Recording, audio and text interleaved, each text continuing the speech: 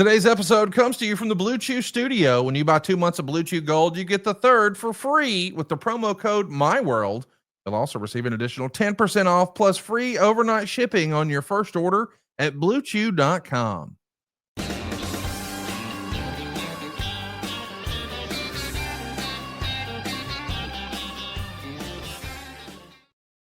Hey, it's Conrad the Mortgage Guy, and you're listening to My World. And of course, we couldn't do it without the Hall of Famer, the greatest professional wrestler of all time, your friend and mine, Double J, Jeff Jarrett. Jeff, how are you, man?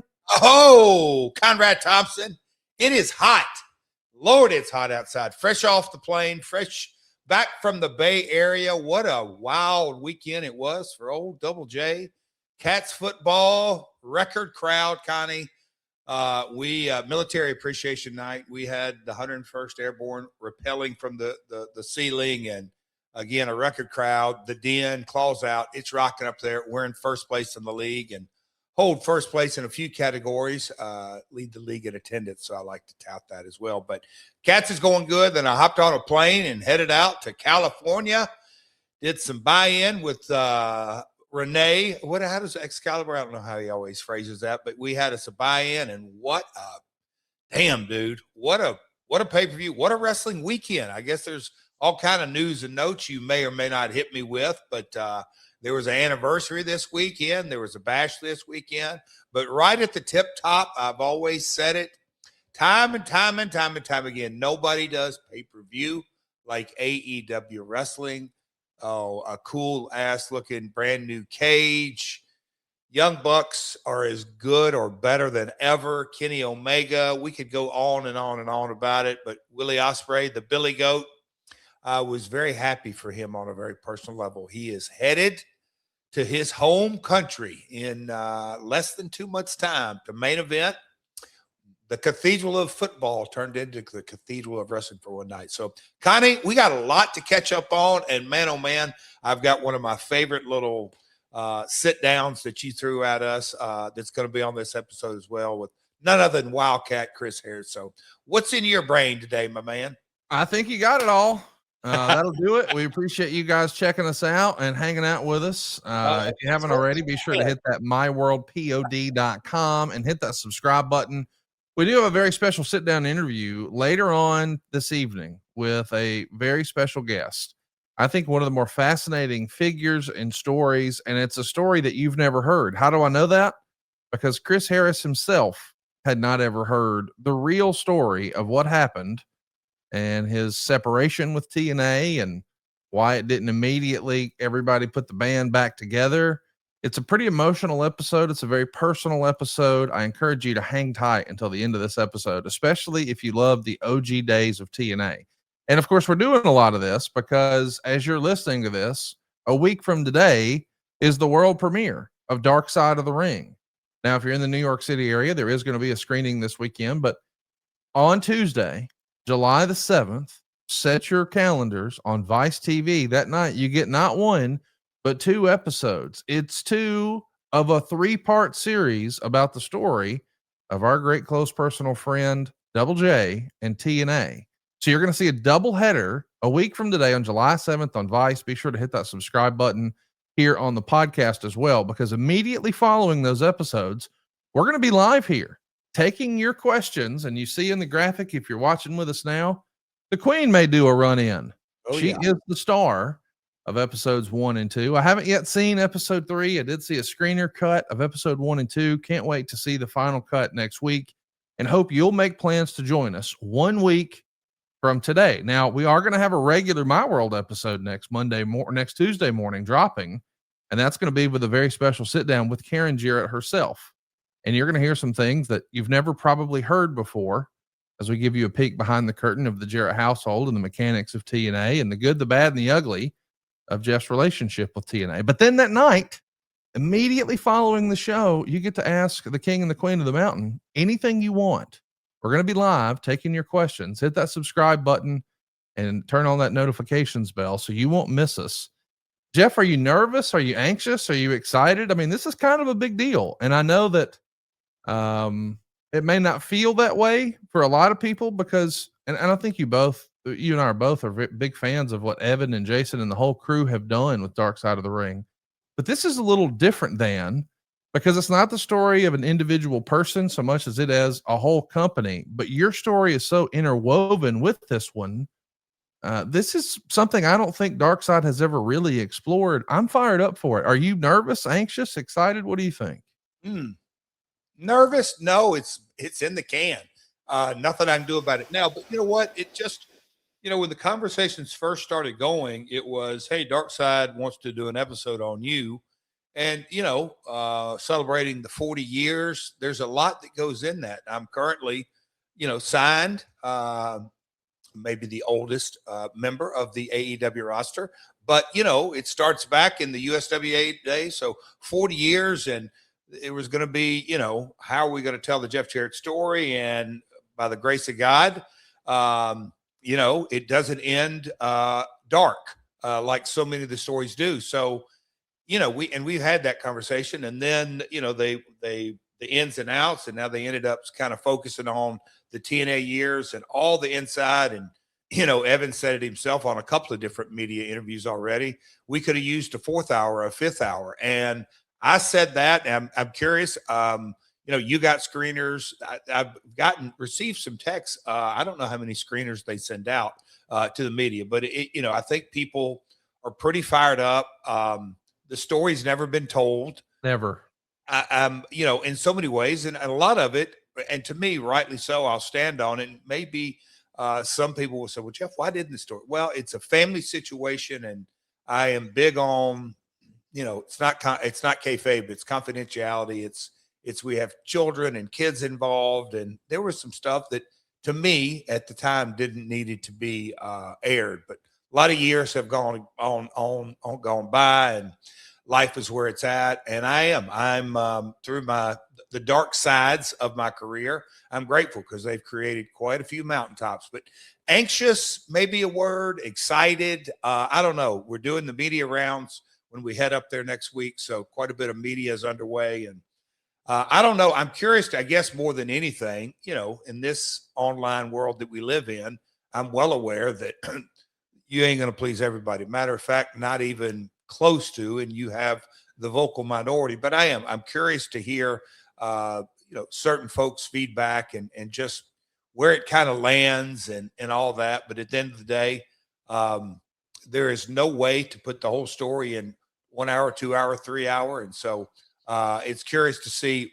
where everybody lands at on seeing a 3 hour mini doc, if you will. I'm really excited. I think that there's a lot of people who have had their mind made up about you and your story and TNA, and they did that with the information they were given, through the Torch, through the Observer, through various books that were written, but they never heard it straight from the horse's mouth. And so when something like that happens, you really weren't interested in policing the narrative and making sure that everybody got the real story. And I appreciate that you said, hey, why didn't you sell that before? I think sometimes people who say that online don't understand. Hey, Jeff Jarrett, the wrestling character, is the same name the real guy carries around. So this isn't something that you put on and you take off. And it wasn't, hey, just a job. You grew up in the business. So you're going to tackle some things here about a very personal relationship with you and your dad, and with your deceased wife, and now with your new bride. And it's a blended family, and there were a lot of kids involved. Unfortunately, your dad's no longer with us, so we don't have to worry about so many hurt feelings and from that perspective. But also, too, all the kids are now adults. They're graduated. They're out of high school. They know what's up. We don't have to protect the children as much anymore. So the timing is interesting on this, and I think you're going to take the internet and you're going to put it in your back pocket next week. And I hope that the entire world will make plans to join us here, because lots of people are going to have follow-up questions. Lots of people are going to learn information for the very first time. And I can't wait. Join us next Tuesday night, July the 7th, immediately after episode 2 of Dark Side of the Ring. Don't forget, it's a double header. So we're going to watch both episodes back to back. And then immediately following that second episode, it's going to be a late night for old Double J. We're going to be live here at myworldpod.com. I'm looking forward to this, man, because you've never really told the story. And I know that Karen's never really told her story. And I've often told you privately, and I maybe have even said it here on the show. Like, if you're a pro wrestling consumer and you're a hardcore, you're a sicko, you're a nerd, whatever you want to call it, you can't get enough of these podcasts. You can't get enough of these shoot interviews. You can't get enough of these books. But the perspective that we always miss is the people who are affected who are at home. We're always hearing the stories from the perspective of the person who was making the towns and in the show. But what about the family members who were left to sort of run the household while we go be worldwide entertainers? And the idea that we get to sit down with members of your family, specifically Karen. And I know that a lot of people are going to watch this and think that they're going to see Karen Jarrett, the valet, the performer, the villain. No, you're going to see the real Karen Jarrett. Mm-hmm. And hear that perspective. I just think she is going to be, she's going to be the talk of the IWC. Don't you think? I don't know about that. They love to hate her, and I've always been proud of her for that, because she's a hell of a heel, as we say. But no, that's what you've touched on it. There's as you were kind of going through the timing of everything, the entire Panda component of it all. A ton of respect. Janice, God rest her soul, she's passed. Bob is still living, and old Texan took a chance on me, and there's God there, Conrad. I'll get long-winded again. I'll try not to be, but there is so many kind of ins and outs to all of this that Evan, again, I'm going to go back. I've read a couple of his quotes, and people have said to me, it's good to hear when you hear the executive producer who's done all the episodes and seen so much. And look, for every episode, there's got multiples of hours of I did 18 hours just myself being interviewed for this show. So Evan has seen so much content, and to hear him talk about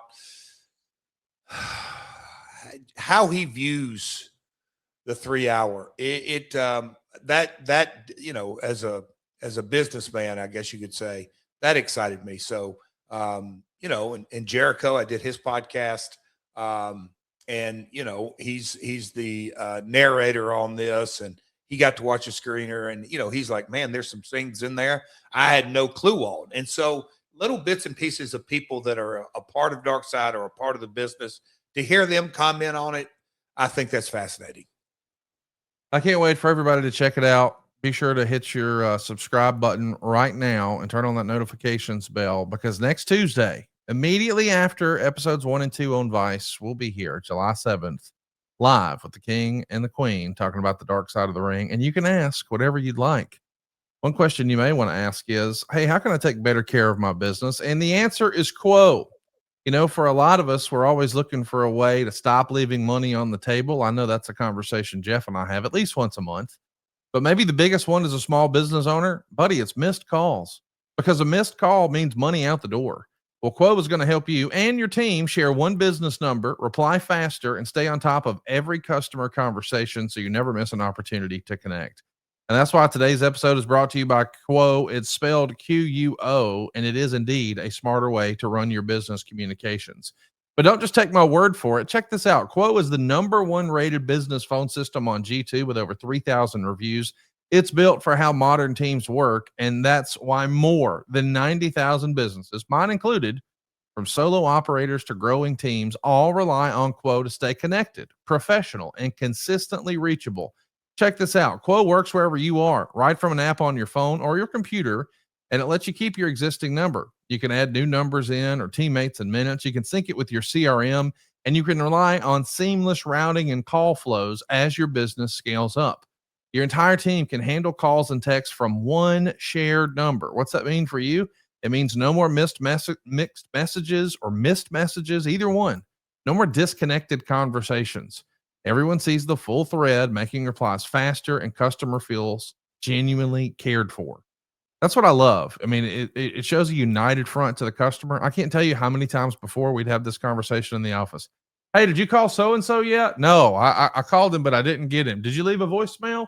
It's all right here. Nobody has to ask those questions anymore. Think of Quo not just as a phone system, but more like a smart system. Quo's got an AI that will automatically log your calls, generate summaries, and highlight next steps so nothing ever gets lost. And they can even help you qualify leads or respond after hours, ensuring that your business stays responsive even when you're finally offline. Quo's so easy. The calls, the texts, the voicemails, the transcripts, all the contact details, they all live in one clean view and it's live. You get the full context at your fingertips. Your team will communicate faster, stay aligned, and deliver a more personal experience. And if you've learned anything from listening to this podcast, it's that old Double J's number one rule in business is you can never over communicate. It's time to level up with Quo. Make this the season where no opportunity and no customer slips away. Go try Quo right now and you'll get, how about this? I can't believe this is real. 20% off your first 6 months when you go to quo.com/myworld. Yeah, try Quo for free and you get 20% off your first 6 months when you go to quo.com/myworld. That's quo.com/myworld. Quo, no more missed calls, no more missed opportunities. Hey, so let's talk a little bit about the pay-per-views, man. It was a big weekend. I guess maybe the biggest news coming out of the weekend is it finally happened. Sami Zayn is the world champion. I don't think a lot of people maybe had this on their bingo card. It did feel like a few years ago when they were at the Elimination Chamber in Montreal, 1 month removed from him turning on the bloodline and hitting Roman Reigns with a chair. We thought, well, this could be it. But they've been building this Cody story for a year. Roman retained. It was not Sami's moment, but it was Sami's moment. And what's got to be one of the more upset victories in WWE history in Saudi Arabia on a Saturday afternoon. He didn't just beat Gunther. He pinned Cody Rhodes, the American Nightmare. Not a lot of people have done that since Cody's been back. What'd you think of them putting the strap, as they like to say, on Sami Zayn? I thought as you were going into that, you were going to say the biggest thing out of the weekend is MJF got beat, but no, he's been beat before. My first thought, Conrad, as you were going through that, do you remember last week when we were, I think you asked on that match, who's going to win? Yeah. What was my or your reply? Did we? I think you thought that Gunther was going to pin Sami and win the title. Okay. Yeah, there you go. So anyway, look, I know from a personal perspective, congrats, Sami, man. El Generico, long grind, long time coming. We could go on and on about, the personal feel good part about it. And I know the two sides to every coin, done in a three-way, done in Saudi. And I know Saudi is kind of up, and it depends on how you view that. Now it's the newness of that has definitely worn off, especially since Mania is going there. But kind of right in the middle of all this, you can just already hear the day after he wins it that how's he going to lose it? I hate that personally for Sami. And the word transition champion, I've always looked at that a little slant-eyed. I get it. It's almost become more of a, I don't call it a slang term, but maybe an overused term, in that at the end of the day, you can say transition, yes, but whoever quote unquote is a transition champion, the company believed enough in you to make you champion. And yeah, you may not be the baby face who's the 6'5" chiseled stone, awesome promo, all that, or building the monster heel, whatever it may be. Sami, from the day he has appeared in any wrestling ring, has never mistake him for, he's got the best body in the world, maybe even the best promo in the world, or he's a hell of a worker, best talent, whatever it may be. But I mean, and we talked about it on here multiple times during the Bloodline. I truly believe you take Sami out of the Bloodline story and we don't have nothing. I mean, remotely. I think he was the real catalyst. If there was Oscars back-to-back years, he would have gotten best supporting role because he's the one who really made that dynamic gel. You can look at Jey Uso. You got to give Sami a ton of credit on, in my opinion, on his rise. I think the whole dynamic around the tribal chief, saying chief, and I could go on and applaud Sammy on his ability, because talent, that we're all called, signed to a talent contract. The word talent can be misused at times. Sammy is loaded with talent in professional wrestling. He knows how to do it, when to do it, where to do it, when not to do it. I can't say enough good things about it. Like I said, maybe his genetics wasn't blessed with 6'5", 260, all that, but man, oh man, he knows how to utilize his talents better, as good as anybody I've ever seen in this business. So congrats, Sammy. What do you think's next for Sammy? Like, if you had the pencil, what would your next story for Sammy be? You know what? I had a conversation on a plane today. Guy was wanting to talk wrestling, and he talked Forbidden Door and all kinds of stuff. And then he got into WWE, and he said, he kind of asked me that, Conrad, today. He said, what do you think? And I said, I don't know enough of the options other than to go, well, the obvious tells me, how are you going to get it on Gunther?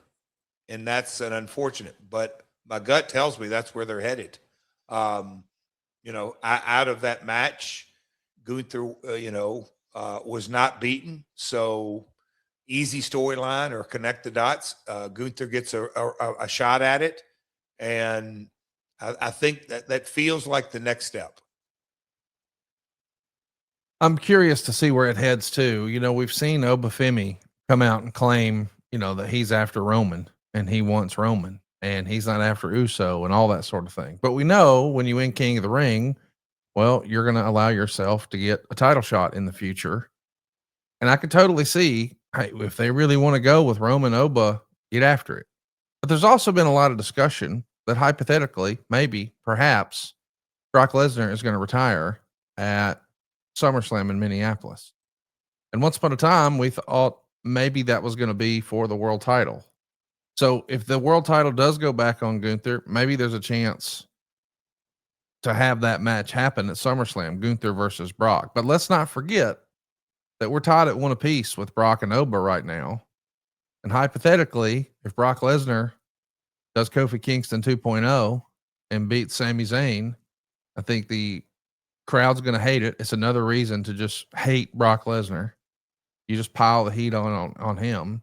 And now Oba versus Brock, the rubber match for the title in Brock's home state of Minneapolis. I don't know. Maybe. Am I overthinking it? I don't think Brock's retiring. You don't? No, I too much money.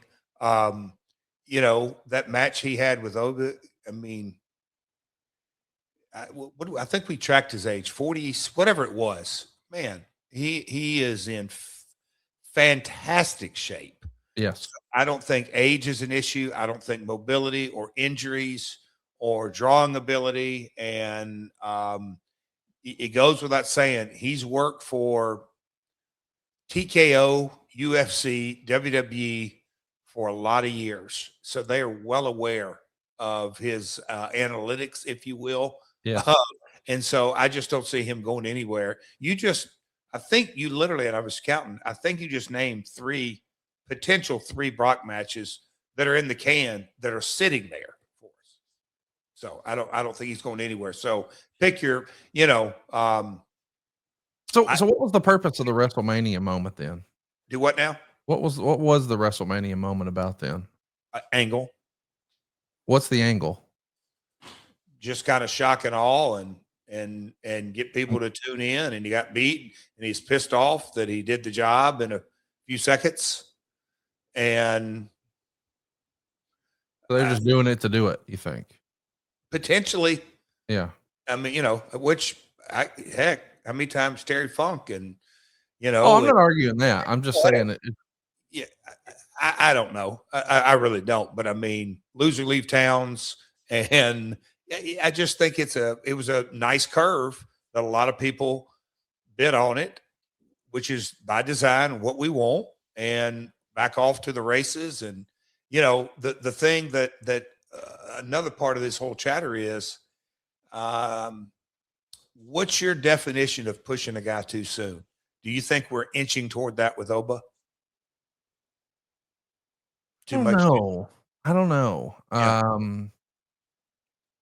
I guess there's two schools of thought on that. On the one hand, if you do too much too soon, you burn him out and he never gains that momentum again. But if you don't pull the trigger respectfully, does he get Ryback or Wardlow?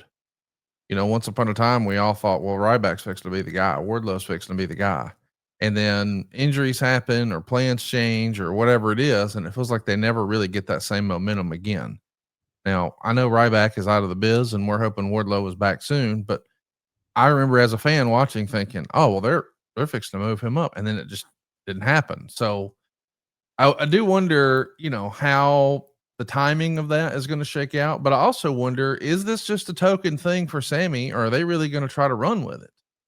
Like, I think we often gloss over the fact that we have conversations about really, really great in-ring performers, and we have conversations that sound like, hey, who was the best in the ring that never won a world title, sort of thing. But we forget and we gloss over, because I know there's been a couple of different world titles in WWE because they've had the Raw champ and the SmackDown champ. But Dolph Ziggler was a guy who won the big gold belt, and Kevin Owens was a guy.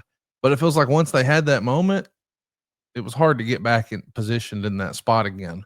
I hope Sammy can hang on to this one as long as he wants. I mean, I know that Darby didn't hold the AEW title for a long time, but boy, he had a memorable run that people will talk about for a while, I think. I agree. And I think it all goes into capturing lightning in a bottle, but it's so subjective, Conrad. My goodness. We could go down this road multiple different ways, and there's also the old adage about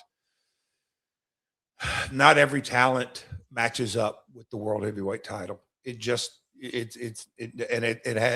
not completely reflective of on the title. I'm not saying that about any of those guys you mentioned, and timing's everything as well.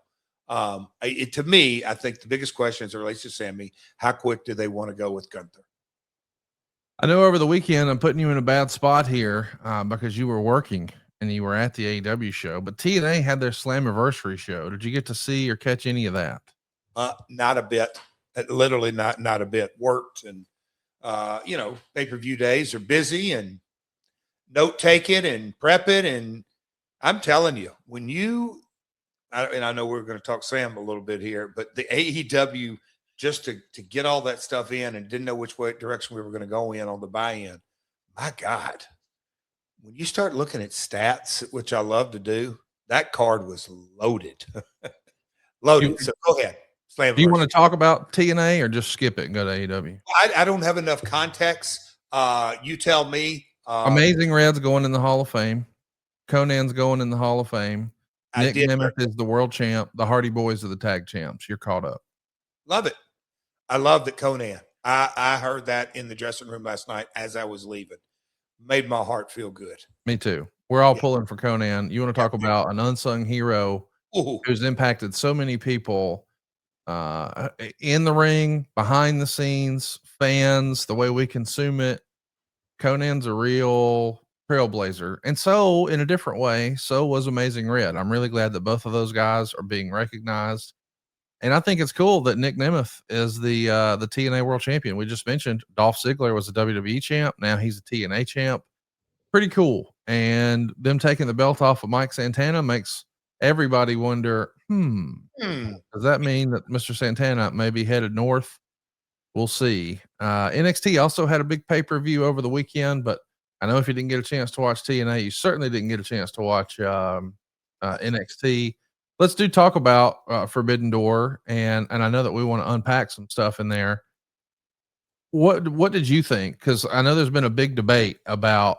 There's always the complaint afterwards. Oh, the shows go too long. Even Dave Meltzer, who was in the house for this because it was in San Jose. Did you see Dave yesterday? I didn't. But well, he said, "Go ahead." He went out of his way to say, "Hey, these shows are too long," and he was kind of complaining about that. But Brian Alvarez pointed out to him correctly that the fans who were watching at home on TV absolutely loved the show. And you didn't hear that as much from the people who were watching on TV. Certainly it was a late night if you were in the building, but because it's West Coast, it's not that late of a night. Maybe, I don't know. But I'm curious, what did you think was the match of the night in your opinion? Woo! Out of the gate. I'm gonna give you two because I enjoyed. I enjoyed Cage and Cope. I enjoyed the cage. I love the circular cage. I've already touched on Billy Goat, but at the end of the day, I am a Kenny Omega guy. I think his, we'll call it main event style, when he's rocking and rolling, and the people were really behind him. The Young Bucks, that three-way tag, and Mystico. I'm telling you, it was a freaking hell of a card. But I think 1A is Omega and Zach. And I like how Kenny builds it. I thought it was a fantastic match. But the one that I think a lot of folks might have been sleeping on, but if you drill it down and go, how many pay-per-view matches has Maya World even had? Buddy. I don't know that answer. I know that less than 6 months ago, she was not even on the full-time roster. And so, I mean, you really have to process all this. Athena is her trainer. She beat Athena in the Owen. Her brother just recently passed away tragically. She grew up idolizing, and the reason she wanted to get into the business was because of Mercedes Moné. This ain't no fabricated storyline. It really happened. In 6 months, she signed, and in one of three main events, the two Owens and the cage match were the triple main event. And she's wrestling Mercedes, her idol, and they didn't do a 6, 8, 10-minute match. They went all out. And Conrad, I applaud that young lady in so many different ways, because whether the nerves, she doesn't have, maybe ice cold in her veins. I mean, nerves, it didn't appear that the nerves, they probably helped her instead of hurt her. She rose to the occasion, the adrenaline. But all the, I mean, I have, I don't have much idea about her training, but it's very doubtful that she's ever done, even on a small independent 20 plus minute match. Do we know the exact time on that? But anyway, she did great. And to me, that in a lot of ways, if you're an AEW fan and know the history of Mercedes, at one time she held 13 titles. She's down to just this one, the Owen, and she wins it back to back. So there's a story involved in there. There was storyline in that match. There was drama. There was athleticism. There was near falls that just got you mostly invested. I thought it was fantastic. I've me and you haven't talked. I'm fresh off the plane. What was your thoughts on Maya World? Fantastic. To answer your question, they went 24 minutes and 51 seconds. I thought it was a phenomenal match. It's one of the longest women's matches in AEW history. I saw some chatter when Mercedes came back, people saying, oh, she's lost a step. It's not the same Mercedes, blah, blah, blah. Boy, that's all out the window. Fantastic performance. Maya World totally stepped up. You mentioned it a minute ago. She's only 23 years old. And 4 years ago, when she was 19, she stood in line and paid to meet Mercedes Moné at a WWE Fan Fest event. And now she worked for a shot at the world title at a big time pay-per-view. And believe it or not, had the highest rated match. If you go over to cagematch.com or .net right now, and you look at the match ratings from fans, as we're recording this right now, no way. They have the highest match. It's rated higher than the steel cage match. It's rated higher than the main event. It's rated higher than Kenny Omega and Zack Sabre Jr. And this is a 23-year-old young lady. This is her first actual AEW pay-per-view. She was on the pre-show in April in a loss in a tag match.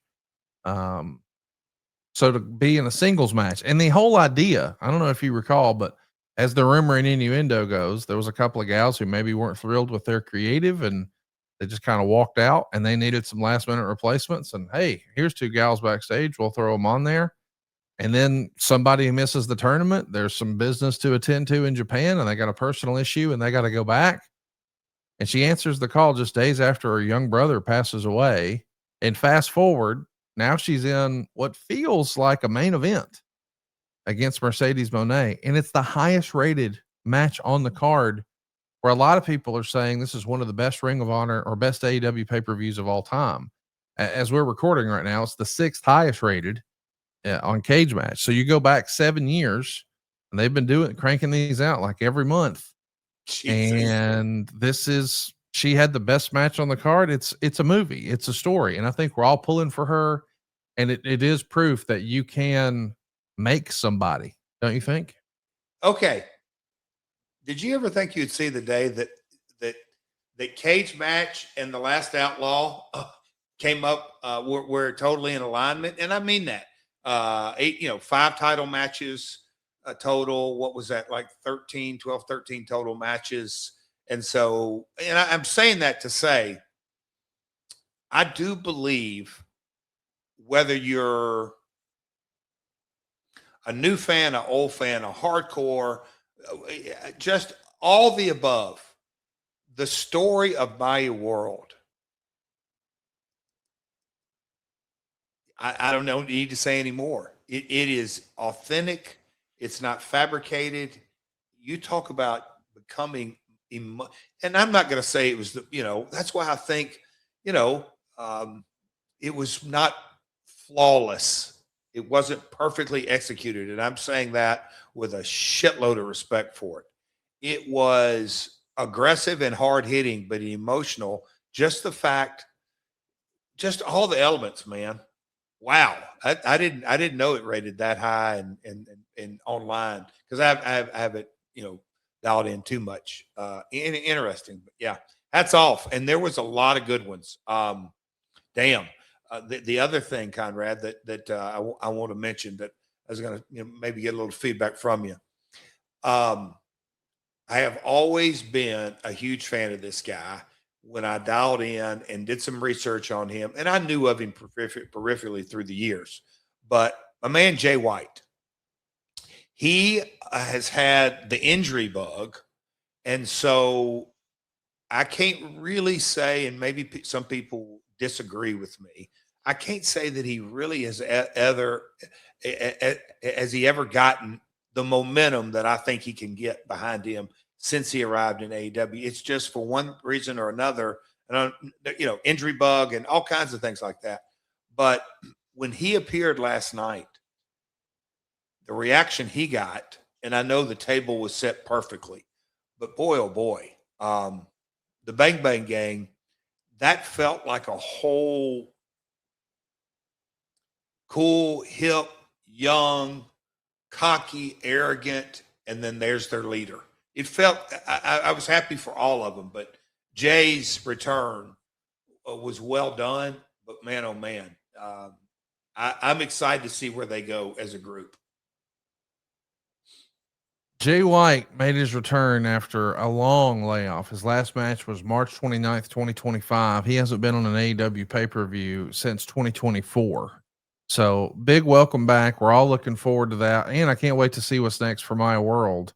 I thought it was fantastic what AEW did. They immediately cut to a promo, and I love the way they've started to have Renee positioned in different parts of the arena, almost like a sideline reporter. It has a real sports feel. And she was doing an immediate interview with Athena.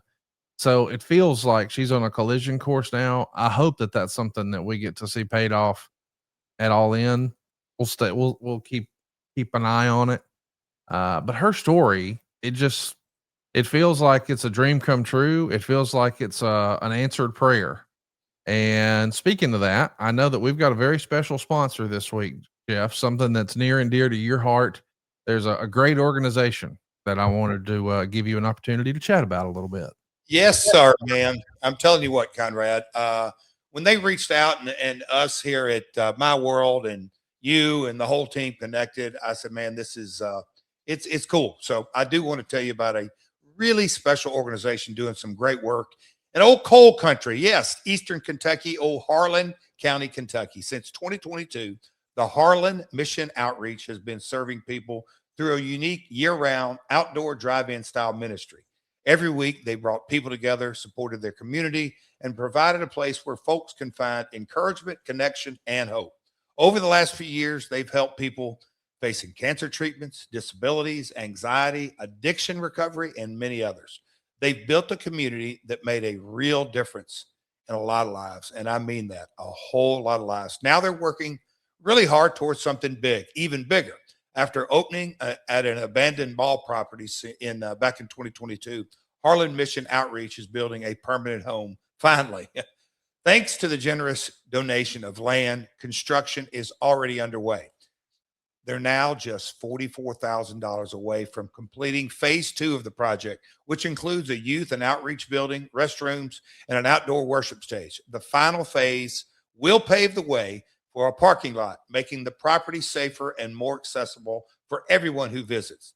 In total, $124,000 will fully complete the project and help ensure this outreach can continue for years and years to come. And here's the most important. If you'd like to learn more or support this mission, call or text my man, Pastor Sean Daniels. Yes, that's Pastor Sean Daniels at 606-273-5504, 606-273-5504. Or the easier way is go to Harlan Mission Outreach on Facebook, and you can go follow Sean. That's right, SEAN Daniels. That's SEAN Daniels on Facebook, X, and he's a TikToker. Whether it's through a donation, sharing their story, or simply keeping them in your thoughts, every bit of support helps. And one more time, if you want to directly contact and hear more about it, donation, pray about it, think about it, contact him directly at 606-273-5504 or on socials at SEAN. That's Sean Daniels on Facebook, X, and TikTok. Conrad, it's a very, very cool deal. We're pulling for Sean. Can't wait to see some finished pictures. Yeah. Speaking of finished, when the whole pay-per-view was finished last night, there was a debate about the brutality, the style of match. There's always a little bit of chatter whenever people are talking about Forbidden Door and AEW pay-per-views and main events. And Swerve Strickland, Will Ospreay, goodness gracious, pulling out all the stops, and it was an absolute bloodbath. I mean, guys slipping around in blood. I loved it. I thought it told a great story. I loved the moment where we got to see Will sort of lock eyes with Moxley. It felt like an incredible story. And I feel like sometimes the critics of AEW, maybe AEW doesn't hit you over the head with 1,000 recap videos, but if you're paying attention, the stories are there. Will Ospreay's never been able to beat Swerve Strickland. Swerve beat him in 2024. Last year, they went to a time limit draw. Now they're tied at one apiece. The stakes were real, real high. I think a lot of people felt like it was a foregone conclusion. Well, of course, Will Ospreay's on the poster for All In. He's going to go. He's named it and claimed it, and he wants to be the first Englishman to win a world title on English soil. It's a cool story, and it made Swerve look like a footnote. But he rides in, and he's got his comic book themed gear on his motorcycle, and man, it was an absolute bloodbath. I loved it. What did you think? You know what? And I follow everything, and it wasn't just last night, Conrad, but oh boy, I'm going to try to give an analogy here, but I think last night Swerve and Billy Goat Ospreay are a shining example of it because I go in the territory days. This was Lawler territory, Flair territory. Then you had the Hogan era and The Rock and Stone Cold. And I'll say talent were bigger than brands. I think that's in the rearview mirror. I don't think that's ever coming back. So now you have a brand of wrestling, and WWE has their brand, TNA has their brand, AEW has their brand. So when you kind of combine everything, that we had last night, and you have a single main event in the Owen, and you're following a 12-man cage, you're following that female meteoric rise story in Maya World, you're following a lot of stuff, and you're 5+ hours in. I'll call it traditional wrestling or traditional logic. It's very hard for that to add up.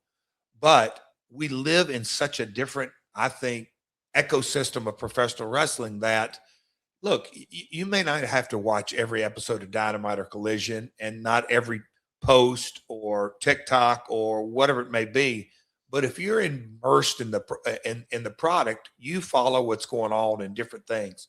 But what you just said, maybe they're not hit over the head with it, but the the Will Moxley story going back to last year's Forbidden Door, the swerve and coming out and he had the cigar, little nuances through that, the different false finishes, a Styles Clash and Hangman's Fit, the buckshot, lariat. There were some different things ins and out of it, but to have the people, I'll call it in the palm of your hand, that late in the show with that kind of drama.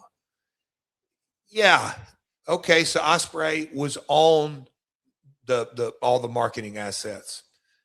You got to do some things in business. But the people last night, maybe or maybe not, they've been shocked if he got his hand raised. But for 6, 8, 10 minutes of those false finishes, Connie, I just applaud those guys. They worked their ass off. No doubt the effort's there. They rose to the occasion. I've said it multiple times. What makes Will different? There are certain moments in every match where you go, oh, you know what? That's the only guy in the arena that can do that. His athleticism, his spring in his step, whatever it may be.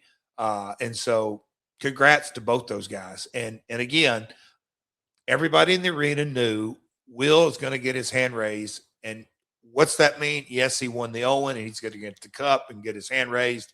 And he's, the mock storyline. But at the end of the day, it's, the Shawn Michaels boyhood dream, in San Antonio, or whatever kind of wrap your head around that emotional tie-in to what we do, with the World Cup in the air and USA, this is an Osaki country, but we're soccer mad right now. And earlier in the year, we were hockey mad when we beat the Canadians, and we could go on the different sports analogies. But to me, the brand of AEW wrestling, Forbidden Door, and Conrad, we read it. Oh, Forbidden Door, it's not what it used to be, or this or that. Well, folks, after last night's performance, I think some folks might want to rethink that, because New Japan, and I think it's going to ebb and flow over years, CMLL, New Japan, Stardom, AEW, which promotion will have the most influence? I was tickled to death with all the outcomes last night. Yeah, I thought it was a great match. I thought it was a great show. I do kind of think that we could probably move on from the name Forbidden Door. It doesn't feel forbidden anymore. I mean, Mystico, the top star in CMLL and all of Mexico, he's a regular on AEW now, and so are so many former New Japan world champions. So on some level, so many of the stars that we used to get excited about seeing at a Forbidden Door, they're just a part of the AEW program now. Can I throw on my creative hat? Sure. No, just throwing it out there. Forbidden Door, those four usual. What happens if next year we see a promotion maybe from my AEW that may be appearing, and you slide in a new talent? That door isn't forbidden. You know what I mean? I for one, I think the concept is a winner. I get it that Mystico and Dorado and hell, Bandito, he's been a champ. There's a lot of CMLL guys, but anyway, it hit on all cylinders. I got to hang with some of the CMLL announcers last night, Conrad, and when you drill into what they're doing in their home base, it's unbelievable. It's phenomenal, and you just go, okay, that promotion isn't just red hot. It's maybe once in a lifetime the success they're having. It's cool. Very cool. I wanted to ask you a quick question about Paul Heyman. He was on Chris Van Vliet's podcast last week, and they asked him about AEW. And he said, basically, AEW is RVD. And if you were a fan of what RVD and Jerry Lynn were doing in 1999, a lot of what AEW presents today is derived and influenced by what RVD and Jerry Lynn were doing back then. I loved that, because I'll admit, as a hardcore ECW fan, I don't know that I would have necessarily made the connection. Like, we know that a lot of wrestlers were inspired by what they were watching on TV. I mean, Will Ospreay last week doing media said that he grew up watching TNA. His dream was to win the TNA X Division title. And then when Hulk Hogan came in, it wasn't his same TNA anymore. Learn more about that next week on Vice. But we know that Tony Khan, as a kid, hey, Dad, if I get good grades on my report card, can I go to the ECW arena? Sure, son. So it's clear that Tony was a big ECW fan. And then you remember, hey, Van Dam has done one-off appearances in AEW, and Jerry Lynn is a coach there. And you take a look at the style and even the gear. I mean, it does feel like they're updating the Rob Van Dam, Jerry Lynn style of matches that happened in ECW. And I'm not saying that anyone's copying that, but clearly that style of wrestling, because I think a lot of people, when they think of ECW, they think of just tables and blood and chairs, but it wasn't that. It was a hard hitting, fast paced style that eventually maybe adjusted and became the X Division style. And now look at what we're enjoying with guys like AJ Styles and Will Ospreay and on down the line. But what do you make of Paul saying, hey, AEW is RVD and Jerry Lynn? And I'm not, as you know, I am not the ECW expert. And that's interesting comments. And that's Paul. Look, as going back to the dark side, there's there's this truth and that truth, and somewhere in the middle of the truth. That's interesting to hear Paul take that slant on it, if you will. I definitely can see the analogy. You just kind of mentioned that the X Division style and Will Ospreay. I guess that's Paul's experience. I don't think I'm qualified enough for me to go. I know obviously Rob very well. I know Jerry very well, but for me to sit here and say I'm the expert on their matches they had in ECW, that's the set point of this conversation. I'm not the guy to ask. I can see the analogy, but I think there's so much more that kind of goes into the brand as far as stylistic. The Young Bucks again to me showed last night, we can go through the territory days and then the rocker and then the bookend tag teams from the Fabs, and then you got the Road Warriors and all that tag team wrestling. I think they broke the mold when the Bucks, because they had the Japanese influence, they had the independent influence, they had the SoCal influence. I don't know.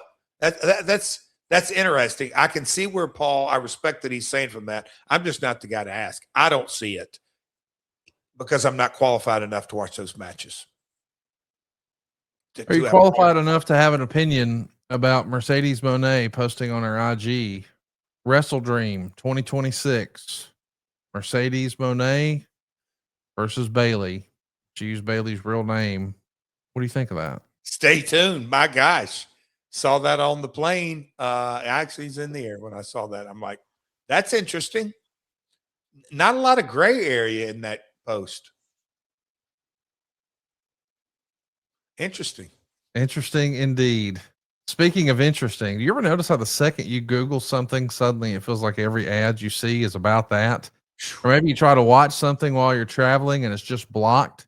It turns out the internet isn't as open as you think. That's why Jeff and I started using Proton VPN. Maybe occasionally when you're trying to watch wrestling content, it says this content isn't available in your region. But with Proton VPN, it's easy to change your virtual location so you can access the sites and content you need no matter where you are. Proton VPN is a secure VPN service designed for people who want to prioritize their digital privacy and security. It keeps what you do online private, and it lets you access the internet like it should work: open, secure, and on your terms. Now, unlike most VPNs, Proton is backed by strong European privacy laws and years of expertise creating safer, faster, and more open internet for everyone. They have a strict no logs policy that's independently verified. It's open source too, so anyone can inspect how it works. It's backed by a foundation focused on protecting user rights, not on selling your data behind the scenes. And it all works seamlessly, so you can be confident you're getting an extensive server network, high-speed connections, integrated ad blockers, and compatibility services without restrictions in over 145 countries. So whether you want to watch content from anywhere, get around block sites, or just keep your activity private on public Wi-Fi, Proton VPN has you covered, man. It's easy to get started too. Right now, Proton VPN is offering our listeners 70% off a 2-year plan when you go to protonvpn.com/myworld. That's PROTON VPN.com/myworld for 70% off your 2-year plan. That's protonvpn.com/myworld. And Jeff, I'm excited. We recorded this a few weeks ago in Hendersonville, Tennessee. A guy you've known for a long, long time. One of the guys that when I was first tuning in to those weekly pay-per-views with TNA and making the trek to sit on those bleachers at the old Asylum, I was like, man, America's Most Wanted is a can't miss tag team. And this Chris Harris, he's something special. It's the Wildcat Chris Harris. We're going to talk about his story, and it takes some twists and turns that you don't expect because he didn't expect. Yeah. Can't wait for you to check this out and learn more about the man and the interpersonal relationship that is real life stuff. Buckle up. It's a fantastic interview. It's Chris Harris. And don't forget, 1 week from today, we've got a very special interview with Karen right here on My World. Same bat time, same bat channel. But next Tuesday, immediately following episode 1 and 2 of Dark Side of the Ring, it's all about our boy Double J and TNA. We're going to be live here at myworldpod.com with the Queen. It's going to be a late night for Jeff, so be there on time. Have your questions ready. It's myworldpod.com. Hit the subscribe button, turn on the notifications bell. Jeff, I'm fired up, man. It's going to be a big week for you, but I can't wait for folks to take a listen to Chris Harris. Let's take a listen. Peace. Hey, it's Conrad the Mortgage Guy, and you're listening to My World. And of course, we couldn't do it without the Hall of Famer, the greatest professional wrestler of all time, your friend and mine, Double J, Jeff Jarrett. Jeff, how are you, man? Oh, Connie, now we're kind of getting in the groove here, but it is really, really fun. I don't know if I have to go back in the home studio and do it, but I love doing an episode of My World in front of a live studio audience. There we go. No, it don't you think? A different kind of energy. Just I don't know. It's live. It's like live wrestling. It's fun. It is. It's very fun. When I think about your 40 years of your career, I, as a Jeff Jarrett fan now, can't help but gravitate to the very early days of TNA. Oh, like when I think about the formative years of TNA, it felt like a big deal. You know, there's been no competition. ECW's under, WCW's under. And the first show is going to be in Huntsville, like my town. It felt like a fever dream. And then I became a regular Wednesday, watcher, and I would make the trip up and sit in the bleachers at the fairgrounds. Is crazy to me. Still crazy to me. And there's so many cool talent that came through there that caught my eye. And of course, you were leveraging some celebrity, some names, the Ken Shamrocks and the Scott Halls and things like that. And obviously yourself.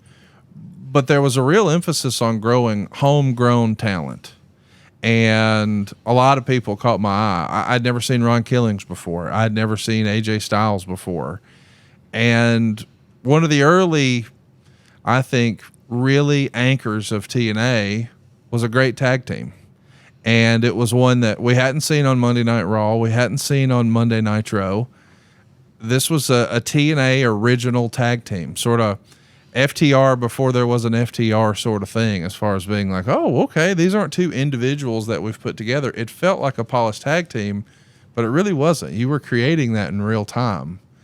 And one of those members of that fantastic tag team is here with us today. You want to tell us who our special guest is? I would love to bring them out, and what a journey me and Emmy have had, not just in the ring and me being producer, producee, or one of the boys together, but also walking through life, both the mountaintops and the valleys. But I like to introduce this guy right now as not just one of the OGs, the originals of TNA. I've got a picture of him. He's one of a group on my wall that I see every morning, but also a personal friend of mine.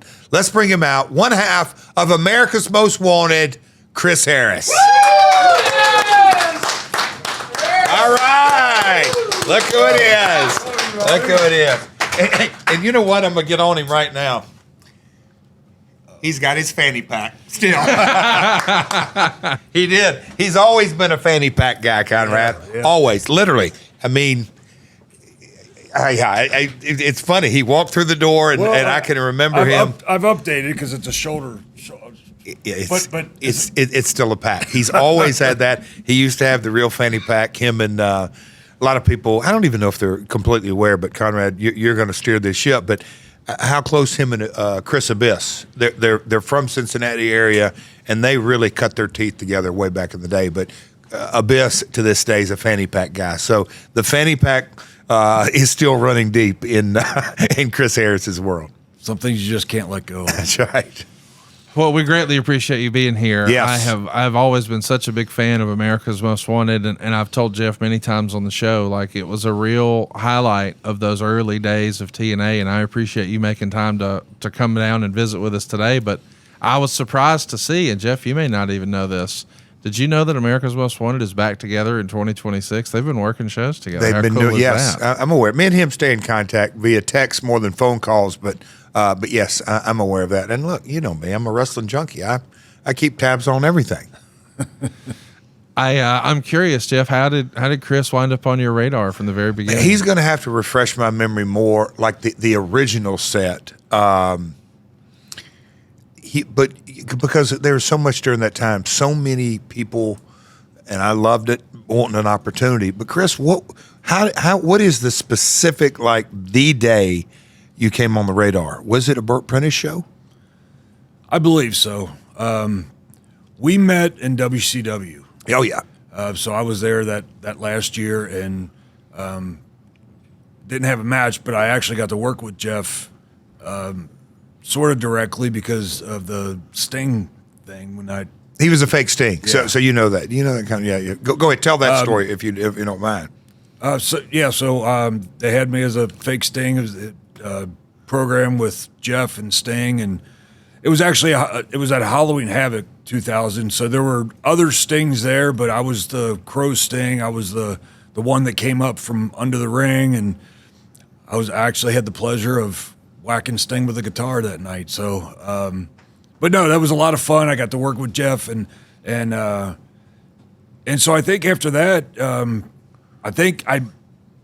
whatever was going on with you and developing the company, I may have been on the radar, but and I know you had known Storm, yep, for some time. So, but yeah, there was a Burt Prentice show in the Asylum, the Fairgrounds. Yeah. And you guys were kind of doing a dry run. I know Don West was there testing out the commentating. Borash. It's clicking back in. Borash was there, and it was actually the night, but Ed Ferrara and Cornette. Ed Cornette, yeah. Yeah. But anyway, so the way I like telling the story is Storm and I had a match against each other that night. Yep. And still to this day, one of my favorite matches. We just put so much into that. And a lot of it probably because we knew people were watching. And I remember in the way I tell the story, and this is, I forget a lot over the years, but I remember this. I remember coming back for that match. Storm and I were very happy with it. And, we knew of what was going on with TNA, and I remember looking at Jeff, and he just looked at me, and he winked, and he said, "We'll be in touch." And right then, I was like, oh. And then I think Bob Ryder got a hold of us within the next couple of days. Yeah, that was the night because the test run, and it's all coming back. We were coming out there to the show, and I remember sitting up in the, if you were watching the old silent tapes, opposite hard camera, but there was a balcony up there. Me and my dad were sitting in the balcony, and we watched. And James did this 5-minute intro with his pop guns, but he did. It was and my dad was really into that. And I watched, 20 or 30 seconds of it. I'm like, okay, he puts a lot into his interest. But when y'all got into the match, and I knew because okay, both these guys can go. And that was really, again, knowing Jeremy pitching different guys, me looking at different guys, Bob Ryder pitching guys, just that whole kind of scenario of all that. But those two guys, and especially, this is 2001, 2002, You guys didn't lay on your ass. There was, I don't want to say a bunch of high spots, but it was a fast-paced match, but with a lot of storytelling. And I knew, like, okay, these guys, they know what they're doing. And again, that's why I like doing this pod. It gives me, again, so much clarity in that, in 2026, probably right now, and I don't say a hardcore, but a more than casual, whatever's between a hardcore and more than casual, they could probably name 5 independent wrestling organizations. In 2001, 2002, it was almost unheard of because the business was just in a completely, really different era that, like you said, WCW gone away, ECW gone away. There was WWE and others for about, a year and a half, but not a lot of independent scenes. The UK scene didn't exist. And so our job to find talent wasn't near as easy as it would be today. We didn't have social media. It really was, Monty Brown tells a story about how he sent in literally a VHS tape and photos and different guys. We got to see them in person and discovering and finding talent. Nothing like it would be today. It was just a completely different era. And it wasn't that long ago. Well, maybe it is 25 years, but still discovering talent. But when you see these guys live, James and Chris, you go, okay, they're TV ready as much as you're going to have guys. Chris, how often had you tagged with James prior to the TNA opportunity? Never. Yeah. So how did that match up? Why did you think to put them together, and how did the name come to be? How did the name come to be? Because we needed tag. I think we wanted it. How did that come about originally? I mean, I give Storm credit as far as the name. He has a story of, I don't remember this, but I'm not saying it's not true, but because we had many nights out in Nashville, and he has a story where the cops had a look at us and were like, "You guys better be careful. You're going to wind up on America's Most Wanted." That if that's not true, we'll just go with it because it sounds good. But no, so the very first show we were singles. Yeah, and by the very next show, we were put together. And the way I've always told it is, and can definitely get clarification now, but I feel like that, and he just kind of said it before, but I feel like they knew they wanted us.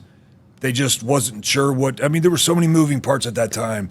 You have the newer stars, but you also have the established stars, and he's trying to piece everything together. And I think it may have just been we know we want them, we just don't know what to do with them, so put them together, let's see what happens. And Storm and I, being the old school, it's like, this is what they want. We're gonna take it. We're gonna make something of it.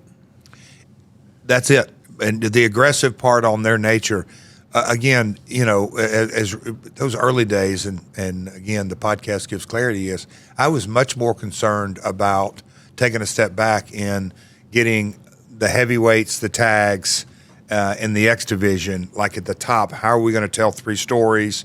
You got to have, we'll call it brand value, name brands involved. But we immediately went to developing new talent and, seeing them on camera. It just comes back after you watched them on TV as a team 1 time, 2 time, they clicked as a team. To me, and again, you always kind of say, no, Jeff, you watched wrestling, you just watch it different than most folks. And I've never really, I've never really been aware of that. It's just how I watch it, and I learned to watch it from others. But there is an absolute art to tag team wrestling. I can notice a bad team wrestler within about the first couple of minutes. Good tag team wrestlers, you go, okay. And the simple part of saying this is a good tag team wrestler tells, as a team, they're telling one story. A bad tag team, it's 2 singles trying to tell their own story. And to me, it jumps off the page. And if you just listen to the people, they don't know why they're disconnected from the match, but they're disconnected. James and Chris, from the very beginning, understood we're a tag team, so we're going to have to complement each other, work together. Ricky and Robert, it was always Ricky selling. and Robert would make the comeback. These guys, it really depended upon, and I'm jumping ahead into their career, but whatever story kind of need to be told, like Chris, we're getting the hit on you, James, come back, or we're going to do it vice versa. They were a really polished team earlier than most people realize. Chris, who were you guys' inspiration as America's Most Wanted? Were y'all like studying tape and watching, hey, I like when this team did this or that team did this? For instance, in a modern era, we hear a lot that FTR would watch a lot of Demolition. They'd watch a lot of the Midnight Express. They'd watch a lot of Arn and Tully. Did you and James have guys that you aspired, hey, we want to work like they did, or we like that they did this? Is there any inspirational tag teams out there like that for y'all? Absolutely. When we were told, we're going to go with the tag team, and we decided, okay, let's, we're going to run with this, and we're going to be the best tag team we can be.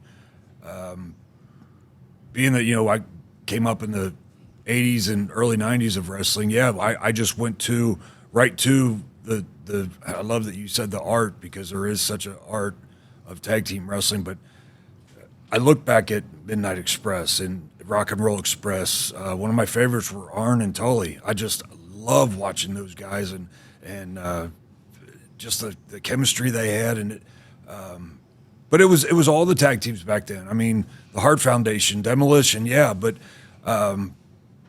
when I think when we would kind of pattern ourselves, I would say it's more that old school, Rock and Roll, Midnight, Arn and Tully. I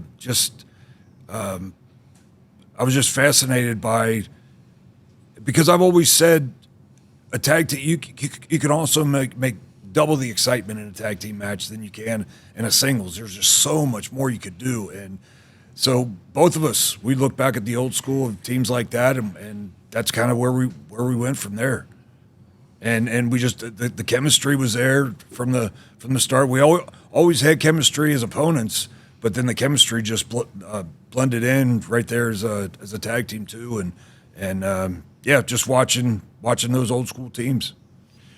All these years later, when you think back on all your memorable moments in TNA, which ones stand out the most to you? Oh my gosh. I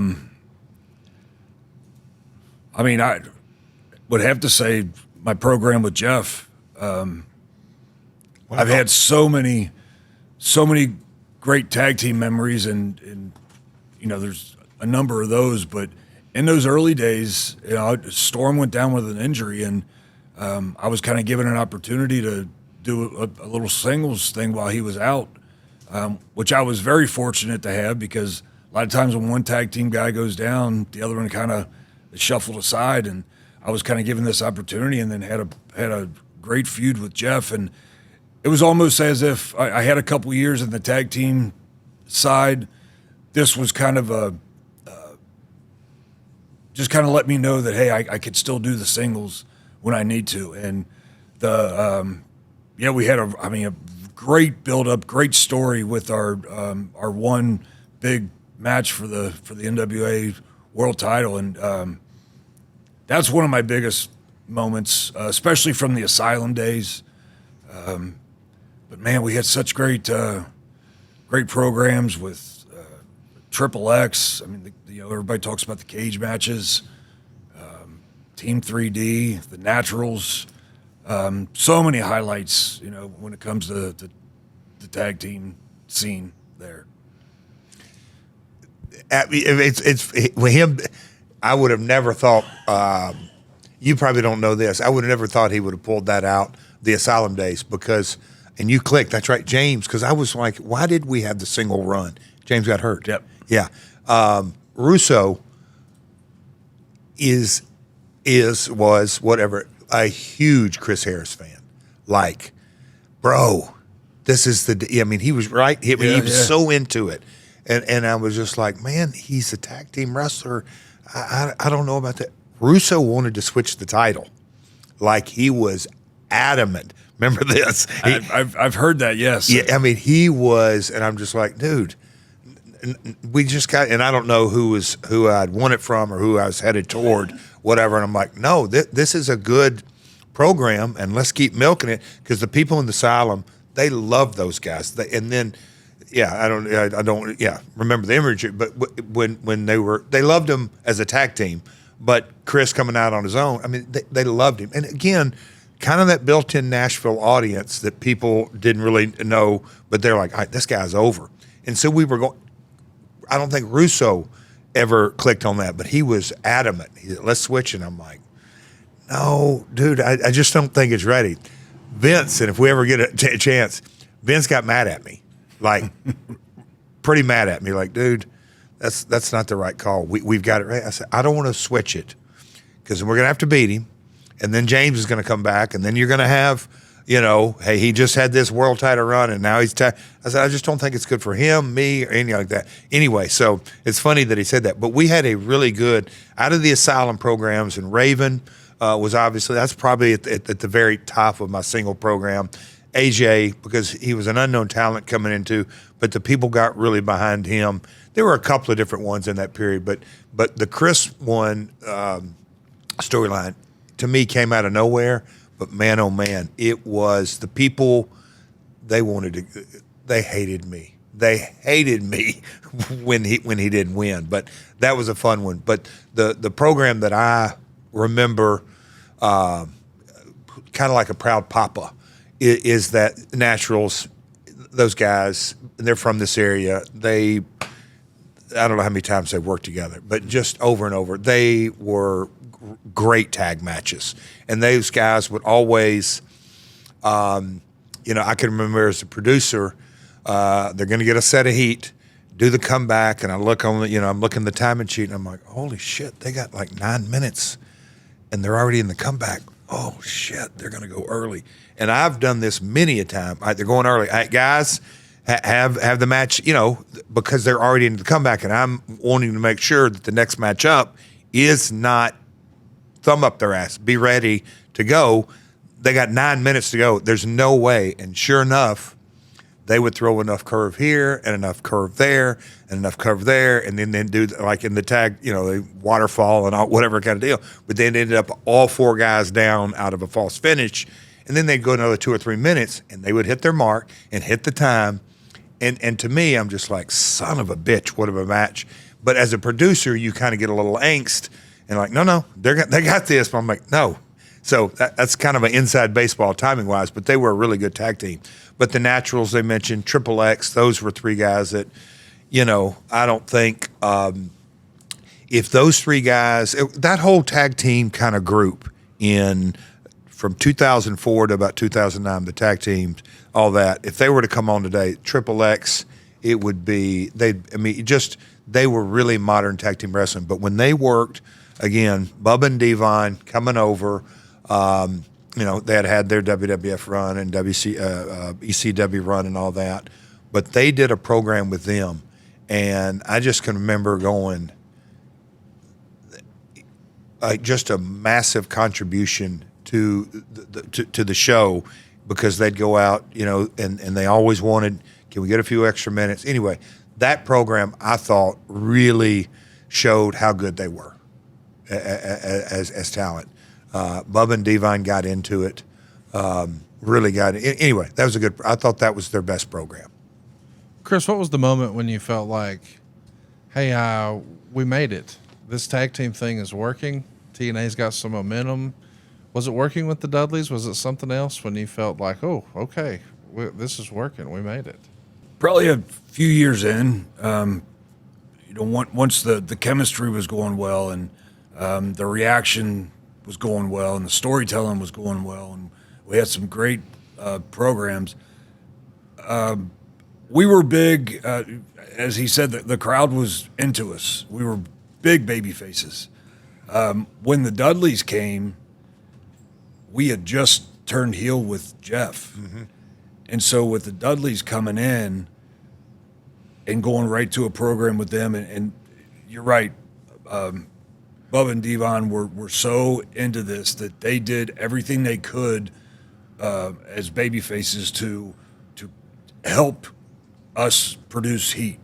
We already had some going in just from aligning with them, but with the Dudleys, they just coming in with their experience and everything that they had done prior, super over with the crowd, and coming up with us. We learned so much from them, so from working with them, and of course we've had a few years under our belt, thinking that we're doing well and things are happening, and but man, when we got to work with them, it was we got to learn a whole different side of it, and working heel, but at an exact point, I'm not, man. I don't know. I'd say a couple years in, we felt like something was going good, and we had the Fox Sports deal, and I think probably as a team company, I think once that Spike deal hit, I think that was company wide. I think when we thought this is really happening, we got some momentum. We're on Spike now. So that was really exciting for all of us. So I think that was a big turning point when we got something like that. The one thing that, when you go back and think through that time, that we were on the Fox Sports, he referenced that. We flew up, I've told that story, land back in Nashville. The Spike executive, a guy named Jim Burns, hey, I've just left Kevin's office. We want to do business together. So when we knew we were going to do a deal, that's when we all got in a room creatively and said, all right, how do we come on Spike? And it's a new chapter. The Fox Sports chapter was over. We won a summer essentially with no TV. Raven was the champion, and we had done a couple of different things. And we got in the room creatively, and how do we come on the air? That's when kind of Planet Jarrett was going to be created.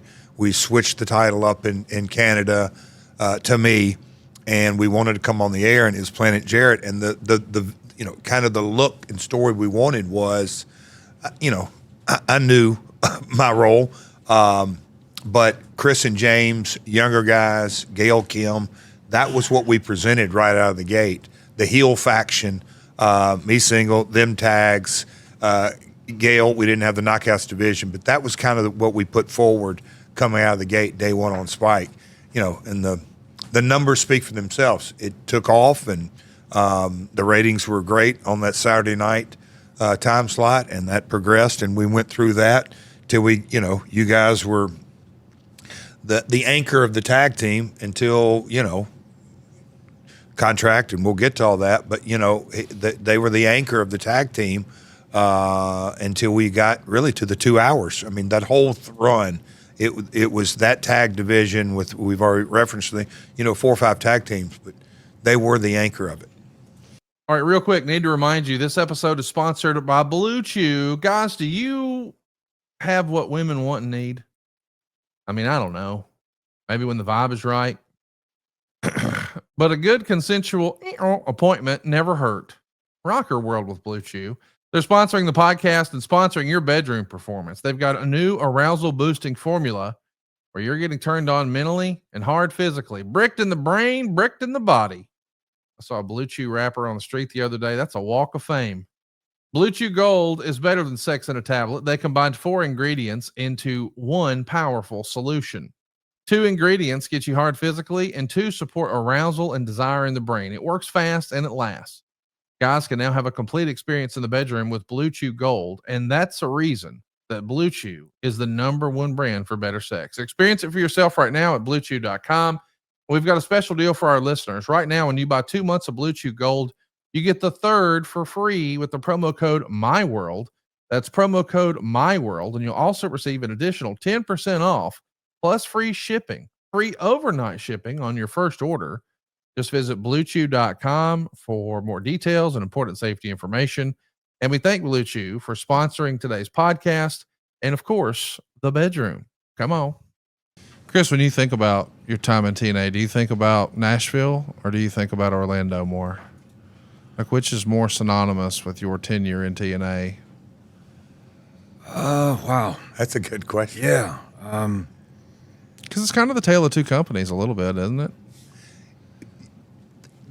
To live, and I don't want to speak for you, but really and I'll say, because there was folks that were there in Huntsville that really, because let's face it, that's the Scroochie days that we were there was just going to be there was a lot more optimism. I'll say that.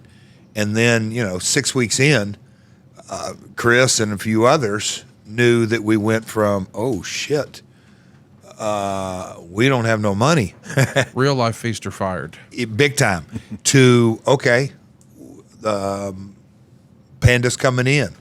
And we're going to be at the Nashville Fairgrounds every Wednesday, and budgets are real tight, and dripping out online, they're never going to make it. The little engine could. So there really is, Chris, and again, I've got a picture on my wall that when I do my morning routine, it's just how it's fallen out. But there is a group of people that were there. Don West made the photo up, but the real people that were there from day one in those Asylum days.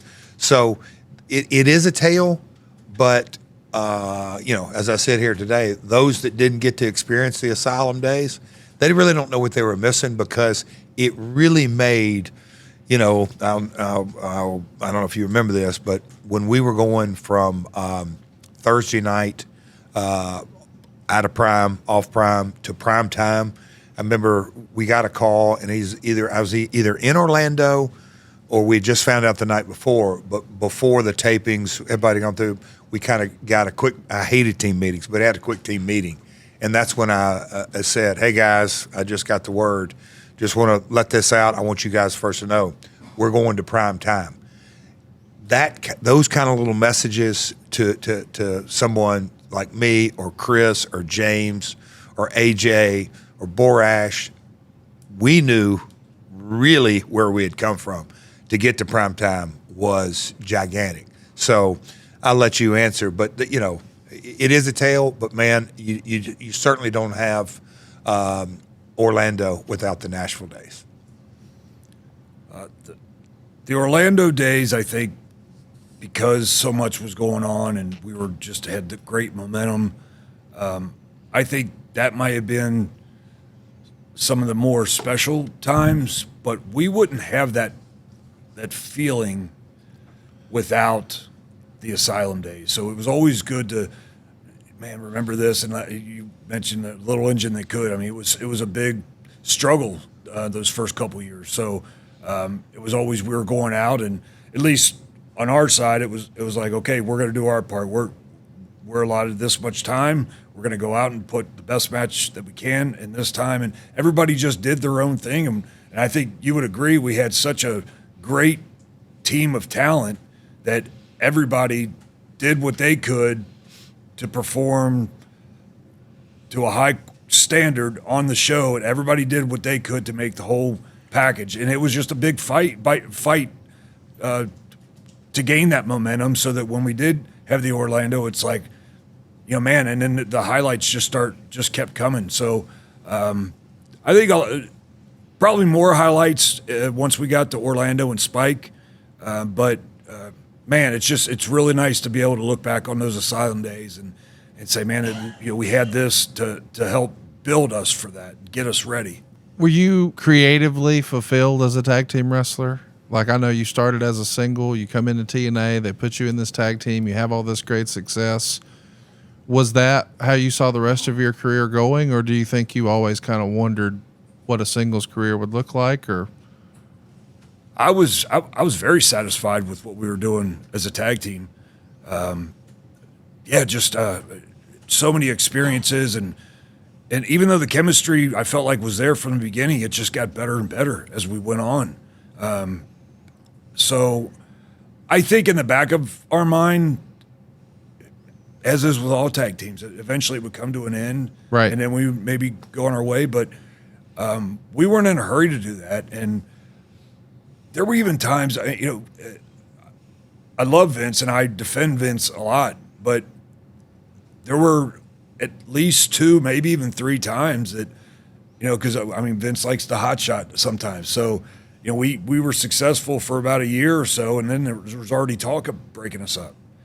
And I remember, we were still so young and, taught to keep our mouths shut and do what we're told, kind of thing. And I still believe in that, but I still believed so much more life was left in America's Most Wanted. So we actually spoke up and said, we really would love to continue this. And, thank God, those 2 or 3 times that it kind of brought up, we kept it going, and we were together for, at least at the time, there was not a whole lot of tag team wrestling going on. On the WWE side, there was a lot of singles guys being paired up, and they may have a title run, but then right away they're split up and gone. It was just that art of tag team wrestling just wasn't around. So we had such great momentum. I think we were very happy with that. Wanted to take it as far as we could.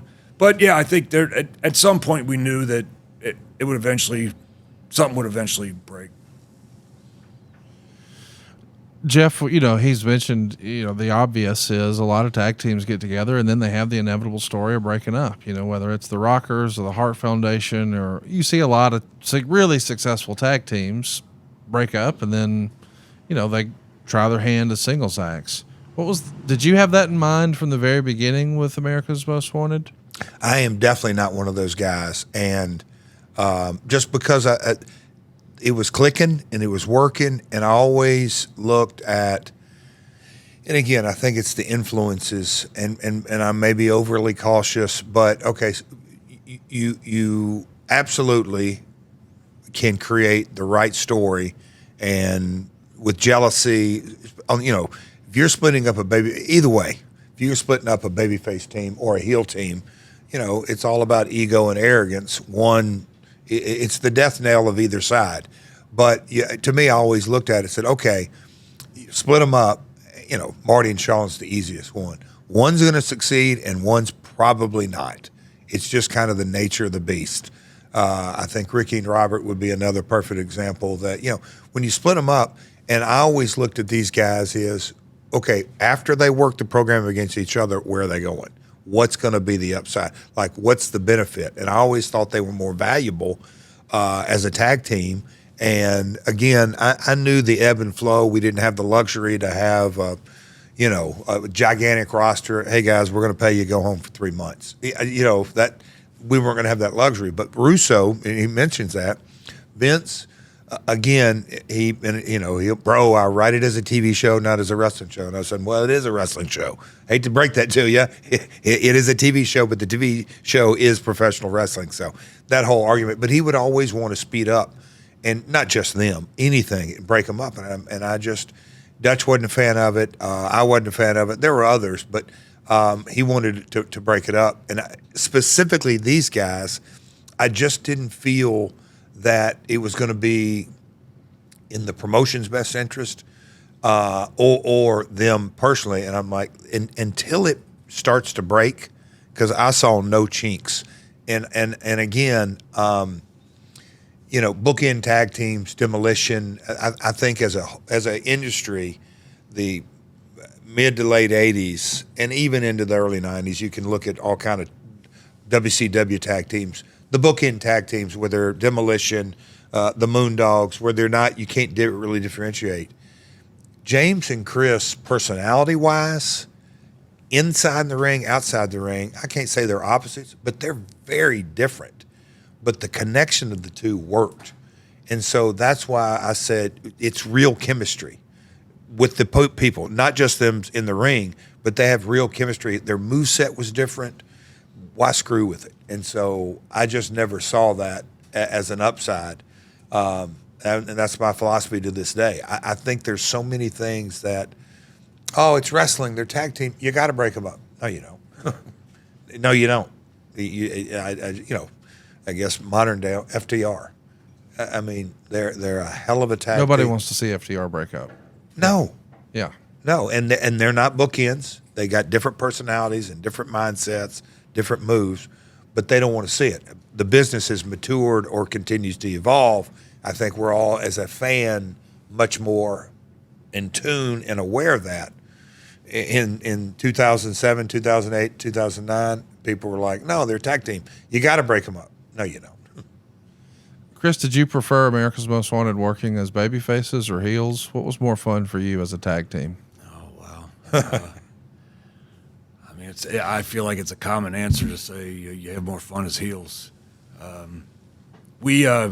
think we had about a 1.5 year run as heels, and we did have a lot of fun doing that, and we had the people who hated us, and man, the whole addition of Gail Kim, that just added to the package. Having her in our corner was beautiful, and so yeah, I mean, we had a great time, but as heels, had a lot of fun, but we enjoyed the popularity too with the fans when we had it. Better baby faces. Yeah. Because like as a promoter, it's very, very hard to find chemistry with the tag team that the audience resonates with and really connects. Let me ask you, because a minute ago we were talking about when Team 3D comes in, and at that moment, AMW is now on the heel side of things with you. It does feel like the Dudleys, when I think of the Dudleys, I think of them as a heel, and I know in their WWF time they did the Wise Up and a lot of fun comedy stuff, but I always imagined in my mind's eye the Dudley being a heel tag team. Did you feel that it was necessary to switch AMW to be heels because you knew the Dudleys are going to get a big star reaction from the crowd and they're going to get cheered either way because they're fresh off of WWF TV and so ingrained in the fans' minds? Or it just feels like America's Most Wanted being a babyface team against a heel Dudleys makes a lot of sense, but that's not the way it went down. Well, the what we wanted to come on Spike was, and again, my philosophy: heels draw money. Period. So I wanted to come on Spike with the heels with the belts. Dudleys weren't in Team 3D. They weren't even in the thought process of the equation.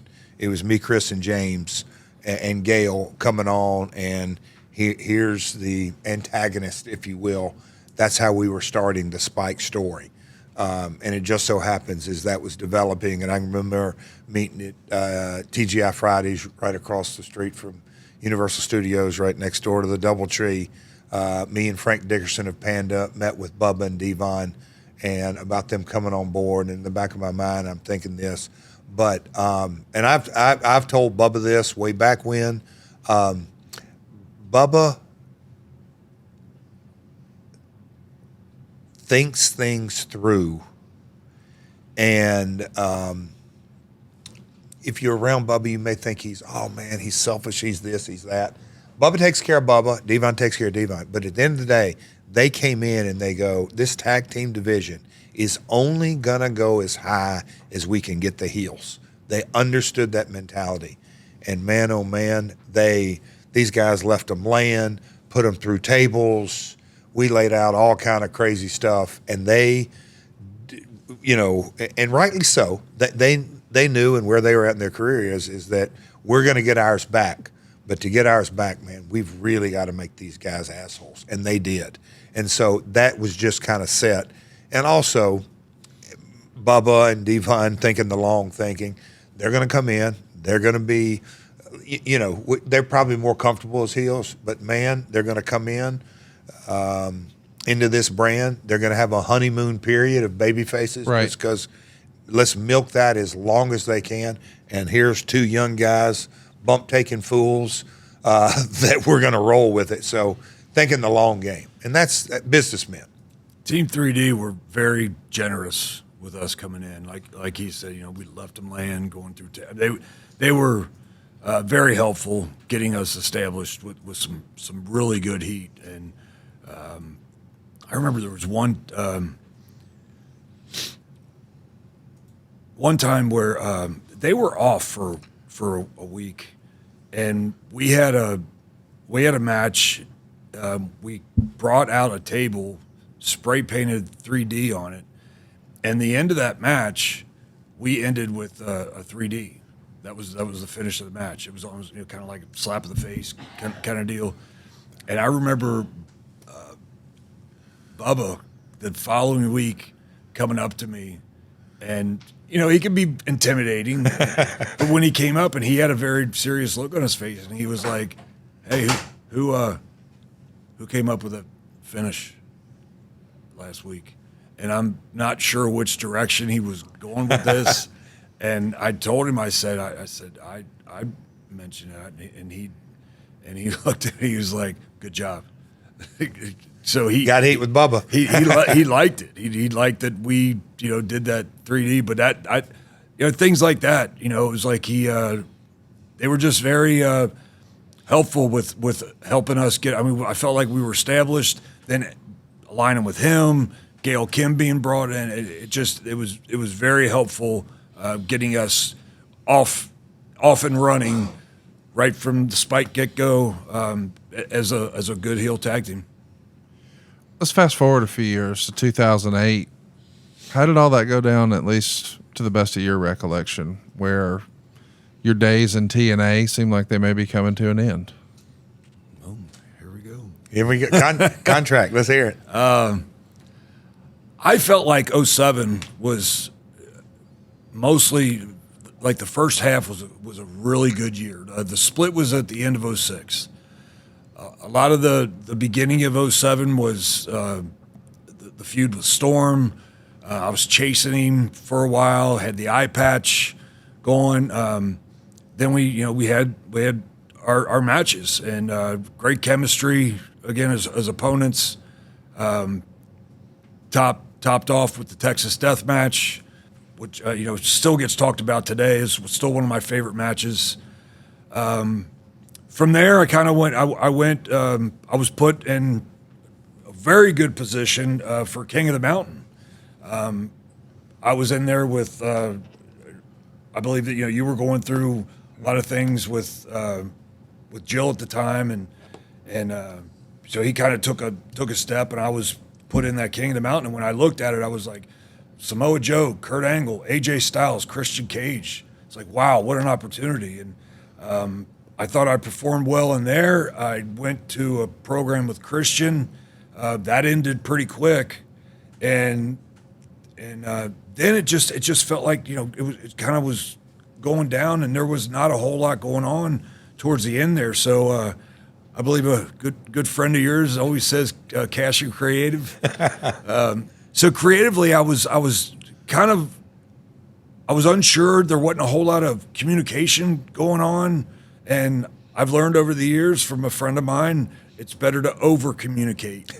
And boy, those words so true and so helpful in many situations. But I just felt like there wasn't a whole lot of communication as to what was going on, and anytime I tried to get something out of somebody, like where are we going and what's happening, because I felt like it was almost like with the split, and Storm went heel, I went babyface, and when I was put into that title picture, I felt like I would think creatively, it's like, hey, we got this new guy here that we could start running some programs with, and everything's fresh, everything's new. And it didn't go in that direction. And I was just in limbo land there at the end. And contract was coming up, and I never, and him and I have spoken about this very, very little occasionally, but I didn't want to leave. I never wanted to leave.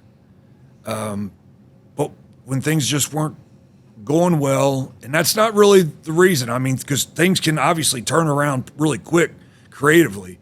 Because I even started to do some things with Kurt Angle there at the end. But then when the contracts were coming up, it was, and I know this is just part of the negotiation process, but I was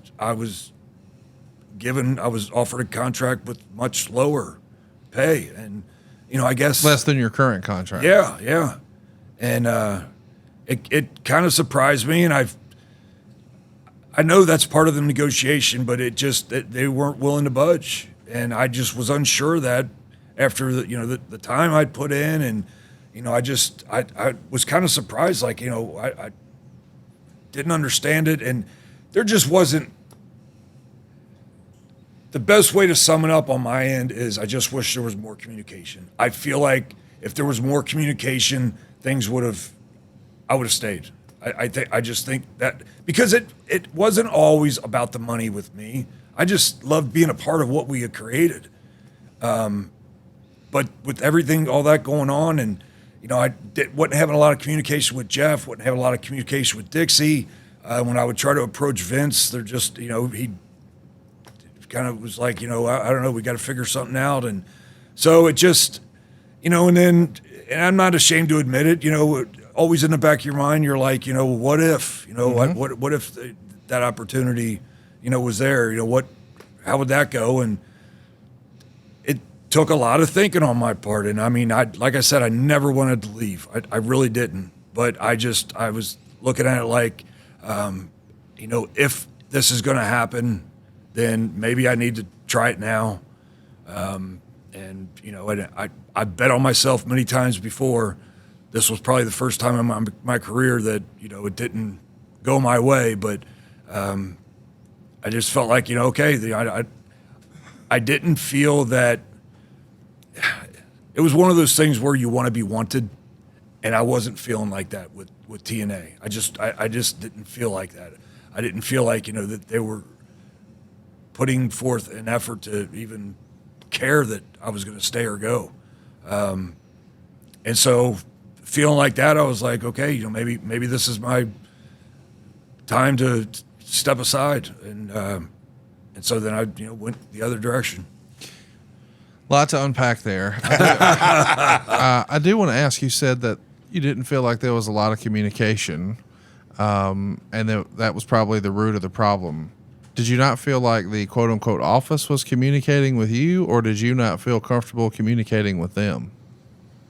It's probably a little of both. I definitely don't feel like the office was communicating with me. And I'm not saying that they had to. They're run, he's running a company. You just didn't feel like priority. Yeah, I really didn't. And I thought there were a core group of guys. He mentioned it earlier, and I'm not putting myself in an AJ category, but, the AJ, America's Most Wanted. TNA Originals. Yeah, just that I felt like that maybe if there's a chance of losing one of those guys, maybe we'd want to hold on to him. Let's at least sit down and let's have a conversation. And there was none of that. And I do remember, walking around outside at the studio in Orlando that, there wasn't a whole lot going on with Jeff. And, Dixie was very involved at the time. I wasn't getting a whole lot, and I was close to Dixie. There wasn't a whole lot going on with Dixie. And, Vince was... You were close with Dixie. Yeah, I felt like I was close with Dixie, yeah. It was, to kind of pull back a little bit, 07, right? End of 07? When I left? Yeah. In 07, beginning of 08. Yeah. 08's when he left, yeah. Yeah. So when you kind of look at, because man, oh man, that is the era of from 1 to 2 hours. I don't know exactly where that fell in, but Kurt, we've kind of mentioned folks that, I was, and this is the kind of stuff that when Hogan came in, it's like that era went completely away because I would get back from Orlando and every Impact, and we were still TNA, but every Impact would have, we would do either 2 or 3 episodes. And the people that were on the show, their dollar, so we had a budget per show. And so obviously Kurt, his contract was so big, Dean, the CFO, would allocate not all of it because he broke it out into his financing ways that, hey, we can't put per appearance on Impact. But anyway, Kurt was a big number, but then you had Team 3D, you had Christian, all the Sting. Yeah, we had, they were expensive budgets, and he'll in these days, guys would fight to get on the show. Just, hey man, let me be in a pre-tape in the background in a little scuffle. I get on the show, I get paid. Not a good environment, but that's kind of how we were. That's how we did things. It wasn't easy, but as I'm hearing this, and some of the memories are coming back, but in my mind, this is when, because the video game, Dixie had begun to, and I can remember telling Dean and Andy this. She wants to be the boss. She wants to play the boss, but not really be the boss, because she would take the lead that, hey, let me go talk to this guy. Sting's an easy negotiation. Going to throw money at him, just all that. But real negotiating and having to talk to talent, okay, Dixie, we're going to Orlando. Here's who you need to address: Chris Harris, Elix Skipper, like this. Okay, I'll do it. Get back that week. Okay, what was your talk with Chris? I didn't get around to doing it. I didn't do this. I didn't do that. Okay, all right, because she wanted me kind of out of that role. Anyway, but dealing with it, which was fine. But really having, and I'm not going to put it all on Dixie. I mean, I'm sure he's responsible, but there were many instances, not just him, where things didn't get addressed. And again, talent is going to go to the person that they have the most communication with. Russo, you're laying this promo out and this storyline and this. What about my contract? Bro, don't get me in the middle of that. Don't get me in the middle of that. I'm like, Vince, unfortunately, pal, you're in the middle of that. It comes with it. That's why I'm, I just look at the business and always have differently. You can't just kind of moonlight here. You got to dig into it. And so Chris wasn't the only one, but there were multiple folks that got really bent out of shape that they just weren't being communicated with. And Dixie wanted to be that point person, but when it really got down to it, she wouldn't have a negative conversation to save her life. She liked the idea of being in control, but she didn't want the responsibility of having the ugly work, the negative talk. That's right. Yeah. And he was a victim of it, and several other folks were. And that's the kind of stuff that built and built and built and built. Not to jump ahead, that's in the back of my mind why she just really wanted to do what Daddy put her in from day one. I'm just going to take that title as president. She's never going to do the hard work.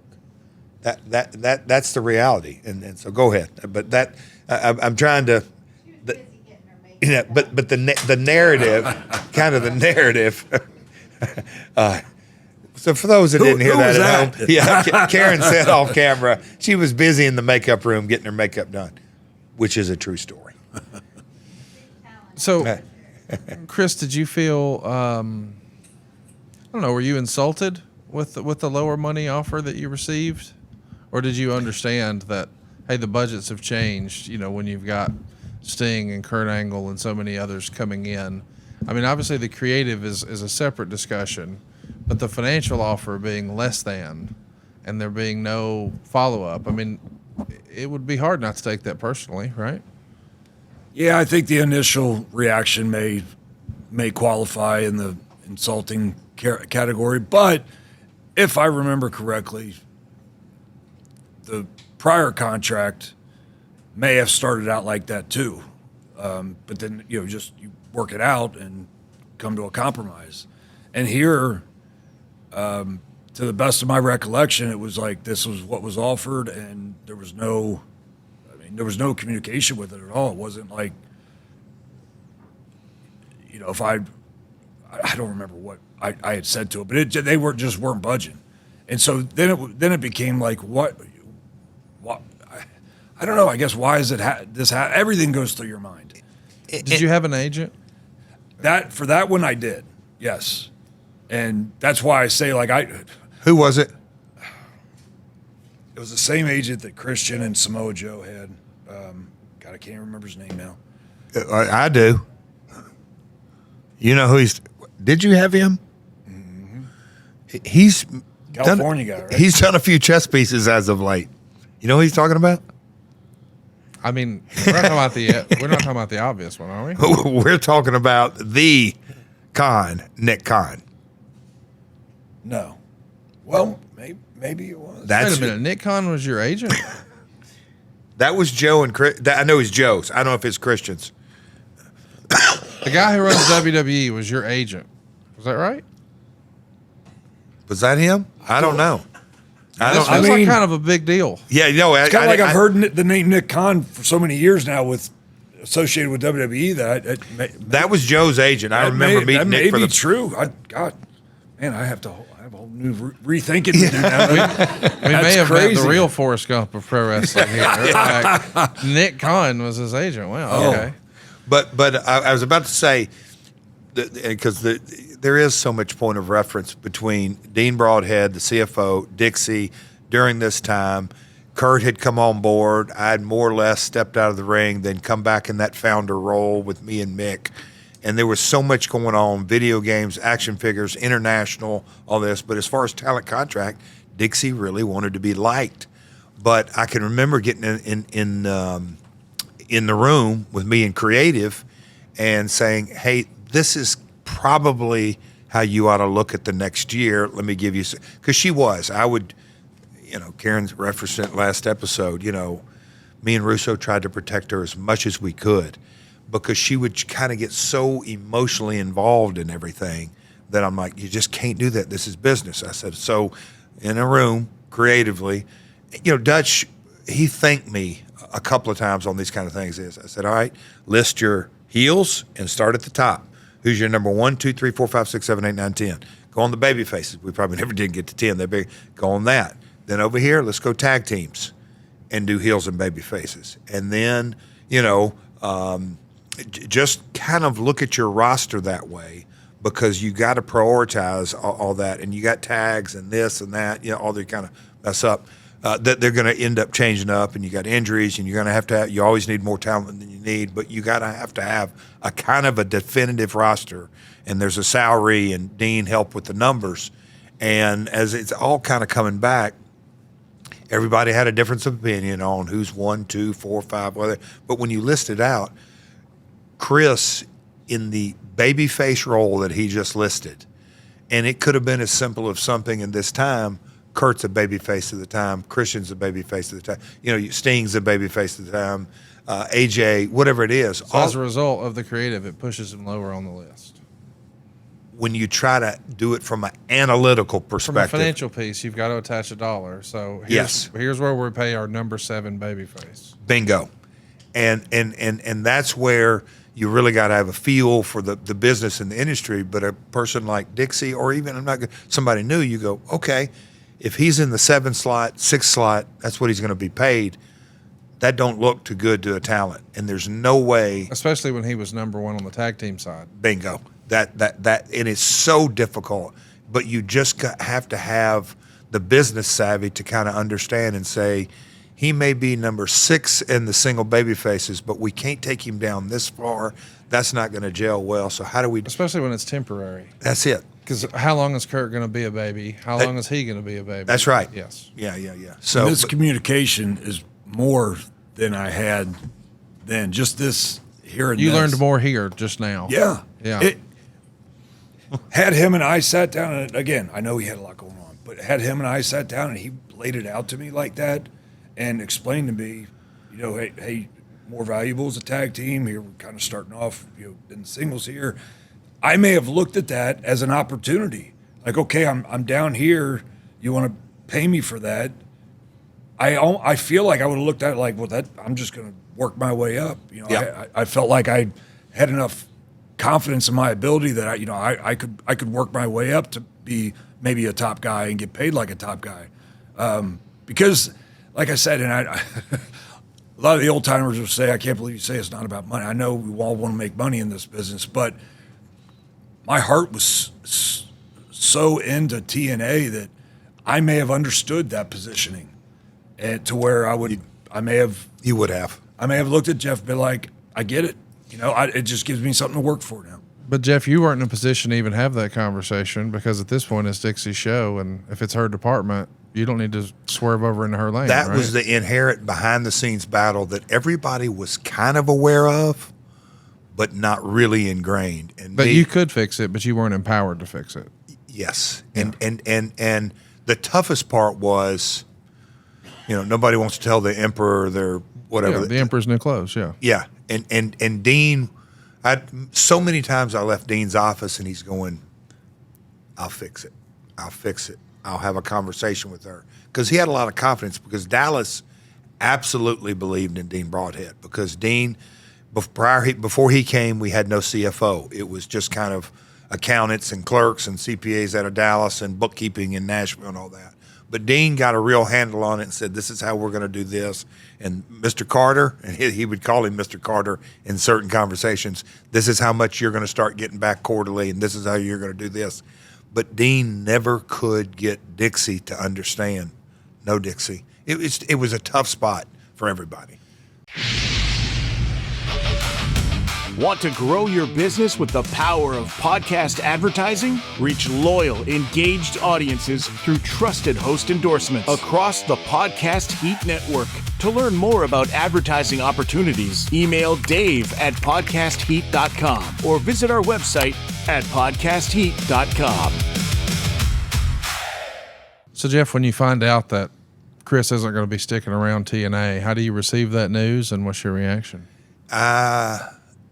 So many times I would think, well,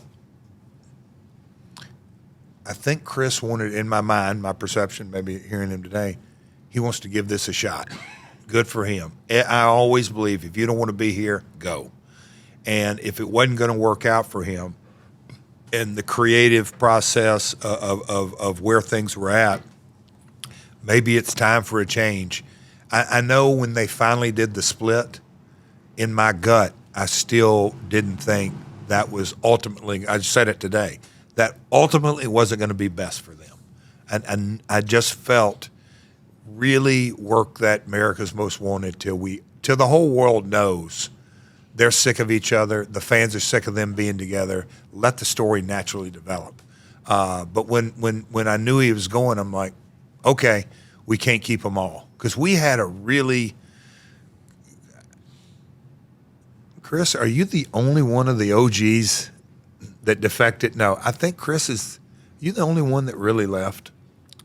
Frankie gave it a try, and then Monty. Yes. Yeah. I think when you think about three, Frankie was first, and I do want to and ask, I got that. I remember because when you look at the X Division roster, we've talked about it, Frankie's a hell of a talent. There's no way we could have kept all of them in a creative spot, not talking financially, in a creative spot. Monty, all three of them had different stories, but you also understood, and it's what I've always loved about doing a podcast with you. You understood, hey, financially as a business person, hey, WWE has more resources and assets, so they can probably afford to pay you more. But also, too, and I love that you're sort of self-aware in this regard, none of the guys who were working for you in TNA in that era grew up wanting to be a TNA wrestler. It didn't exist. nope. So they watched WrestleMania and SummerSlam and had a Hasbro action figure. So the idea of sort of checking that box, I think you understood. Big time. Strong gravitational pull. Yeah. Yeah. And that was, it was what it was. So the big question, we know that things didn't work out exactly the way Chris or any of us would have expected in WWE. But after his WWE stint comes to an end, it's like 3 years before he comes back to TNA. So, Jeff, why was that? He'll have to catch me up on timeline, but It was 08 to 11. wow. But the train was moving. 08 to 11. Chris, a lot correct? going on in that timeline for you. Yeah, but I also think, yeah, but you know that the nonsense started in 09.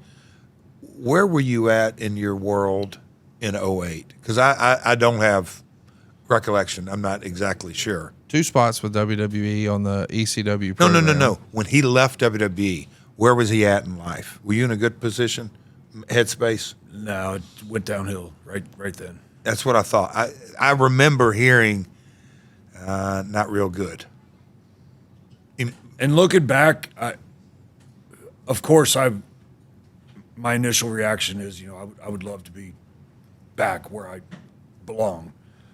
You wanted to go back to TNA. Oh, absolutely, yeah. Did you reach out? Yes. Through what channels? I remember Jeff and I actually did have a conversation. I don't remember a lot of details, but I remember in the Double J way, he was kind of letting me know, what are you going to do now to position yourself better? Kind of like, let's get the stink off of WWE. And what are you going to do that's going to better yourself now? And I think he even made a suggestion, like, maybe you could go to Japan, do something, so I felt like, as, still a mentor to me. But but I also understand him not completely opening the door right away. At least this is just my personal thing. I think they were still pissed off. That's what I was getting to, in a Jeff. Do way. you think you took it personally that he left?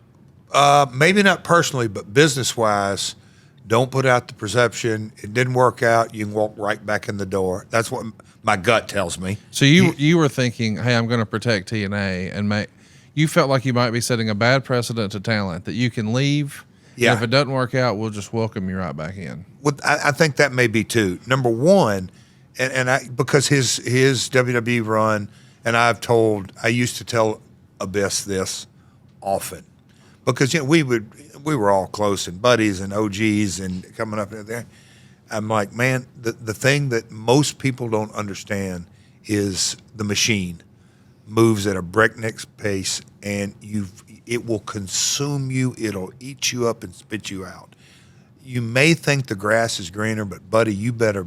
It's a different kind of animal, and I just knew that. Okay, it didn't work out.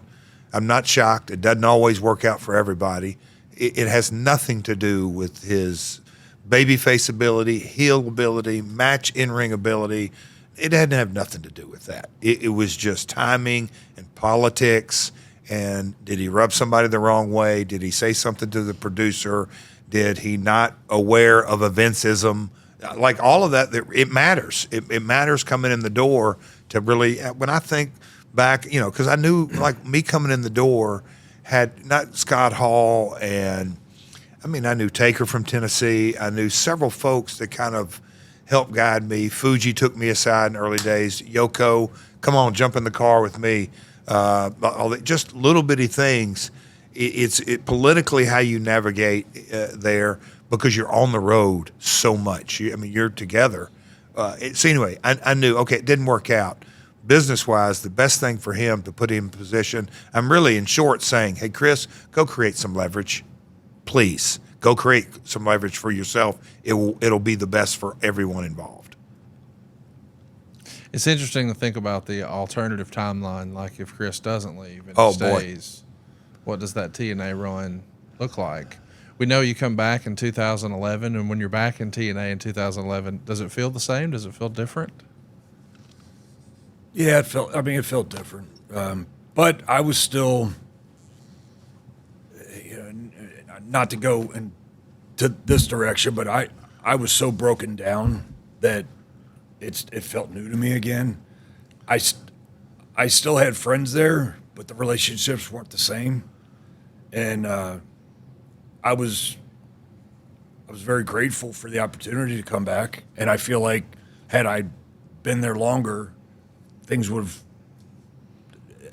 settled. Everything would have been great. But coming in right away, yeah, it felt a little different. But given time, I think that things will have worked out. But yeah, it wasn't a lot of the same. It was a different team. It was Impact Wrestling when he came back, because you came back end of 2011. I don't even know, because I was not in the creative process. But what do you know when he came back? Oh, end of 2011. I think it was the beginning, like May, something like that. Yeah, it was different. It was completely different. Hogan and Bischoff. The were first there, match yes. back was May 6, 2011, and it was a house show, believe it or not. Yeah. Beer Money versus Chris Harris and Matt Hardy, and you did it a couple of days later, or the very next day, and then a week after that was the pay-per-view, which was Sacrifice. Yeah, just the and no going in, and it's been documented, but the creative team didn't give a shit about America's Most Wanted, didn't know who they were, didn't have an understanding. James may have, even maybe a Matt Hardy who wasn't there, but understand it. But from a creative perspective, specifically Dixie wanted to bring up nothing that was a highlight in the Jeff Jarrett days. And I even felt like, because the matches were Beer Money and myself and Matt, I kind of felt like that because they were of that thought of nothing in the past, there was really no I felt like Vince was pushing for a story. I don't know if he was not butting heads, but I don't know if he was getting pushback from it. I just remember that, especially for the pay-per-view match, there was no packages, no prior history, no storyline built up to this, to where people would care that, hey, Matt Hardy picked Chris Harris as his partner, and there's history with Storm on the other side. There was just nothing there to really have the fans gain any more interest. Of course, we had the hardcore ones that would remember that, but there were a lot more eyes on the product in 11 than 08. So I just didn't feel like that they were interested in doing that. And based on the reaction with that, maybe that was a good where Bischoff Hogan could look at Vince or maybe even Jeff and say, see, that didn't work, And so I don't know. I've made up all these scenarios in my head over the years, so I don't know exactly what was going on, but it didn't get the reaction that we all wanted, and I felt like that if they had leaned into the history a little bit more, I think the people would have cared a little more, a lot more. What I love about you guys is y'all have a relationship outside of wrestling too. Chris, can you tell us about that? Absolutely. I don't know how public I've been about my relationship with Jeff, business-wise and personal. I have just always looked up to Jeff. I've respected him, and then getting to work with him through the TNA years, I just learned so much. It's amazing what I've learned from the podcast also, because I've heard you guys talk about the inner workings of TNA while I was there, and learning just hearing the business sense of him. It's just been a great learning experience in my relationship with him. But then I just can't speak enough about how much I look up to and respect you from the business. Then, just to add to that, he has been so important in my sobriety journey. Jeff was the guy that reached out when I needed somebody, and obviously based on our history, I was certainly willing to listen to him. I had probably an hour conversation with him on the phone when I needed it, when I needed to hear from somebody, whether it be a friend, whether it be a brother, father figure, whatever the case was. I was listening to this guy, and it got me in the direction of getting myself some help and getting me on this road of recovery. Staying in touch with him over the last 4.5 years that I've been in this, it's just kind of solidified his position in my mind and in my heart. And I can't thank him enough for what he's done in my wrestling career. That right there is enough right there. I mean, my whole career, it's over 30 years now, but my time in TNA was what made me. And I wouldn't have had that without an opportunity from Jeff Jarrett. But then my life just completely made a whole drastic change. I got a new lease on life because I was going down. And for this guy that I already had looked at like that to reach out to me, it just touched my heart. And the words aren't even there as far as how to thank him from that. And just a little funny story. My wife, she'd been on me for years, to do something. And, she's trying to talk to me, and others have tried to talk to me. And, my last little stint, it ended with a DUI that got out public. And once I got home, her and I didn't speak for like 3 days. Things were very tense. And next thing she knows, I'm walking in front of the house on the phone for an hour. And once I come back in, it's like I'm going to treatment. her initial reaction, I love hearing her tell the story too, because she's like, you mean to tell me that you have one conversation with somebody and that changes everything when I've been trying to do that? And it's funny because she'll stop herself and she's like, but then I realized he's gone.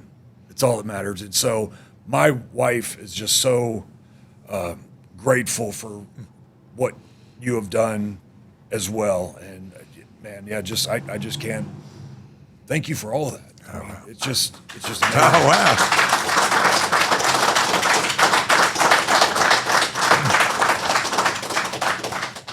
How's it make you feel to hear that? I don't Jeff? know. Whew. I get emotional.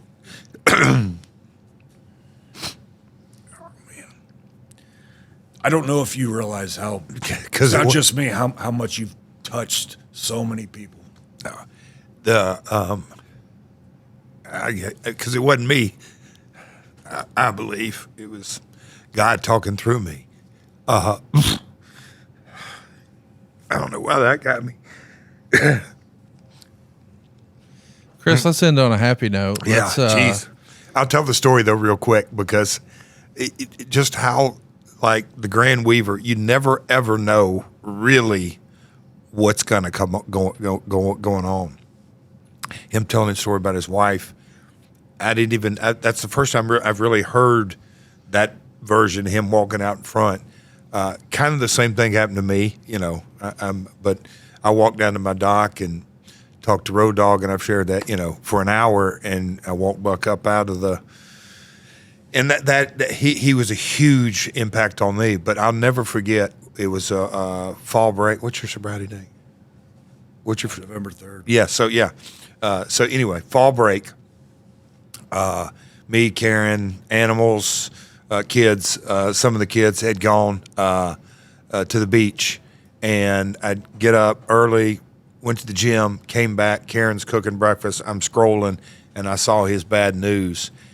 And for whatever reason, I looked, and I don't have his number in my phone. He's one of those changeover. And I text Abyss, and I said, "Hey, man, can I get Chris's number?" He called me.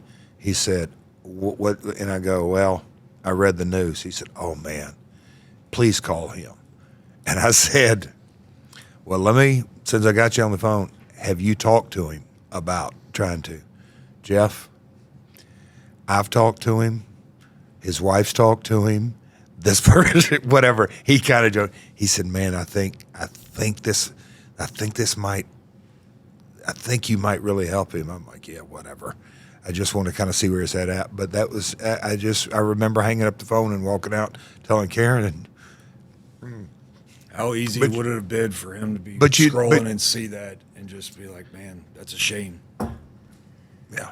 But the flip side is, and I say this, I've had people that you wouldn't know, but in the community, I've had those kind of conversations, and some of those folks are no longer with us.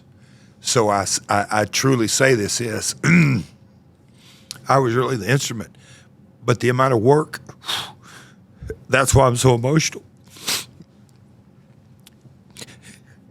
It takes a lot of freaking work, to get sober, because it is a disease. It's misunderstood.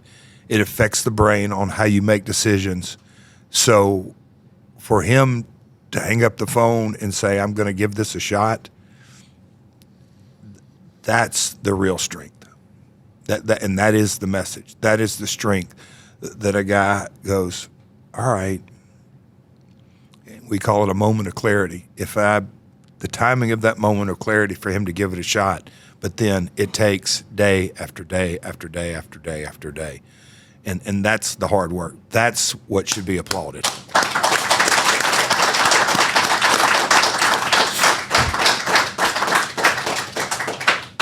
Well, now that I accomplished my mission and I made Jeff cry twice this week, Yeah. I want to end on a happy note. Chris, do you have a "you had to be there" kind of moment in your TNA run where it was you're a new, young, fledgling company trying to bootstrap some success, and something chaotic, something crazy, something wild, something funny happens, and you're like, nobody's ever going to believe this. Do you have a moment like that in your TNA experience? Or Jeff, can you think of one with Chris? Oh, Lord. I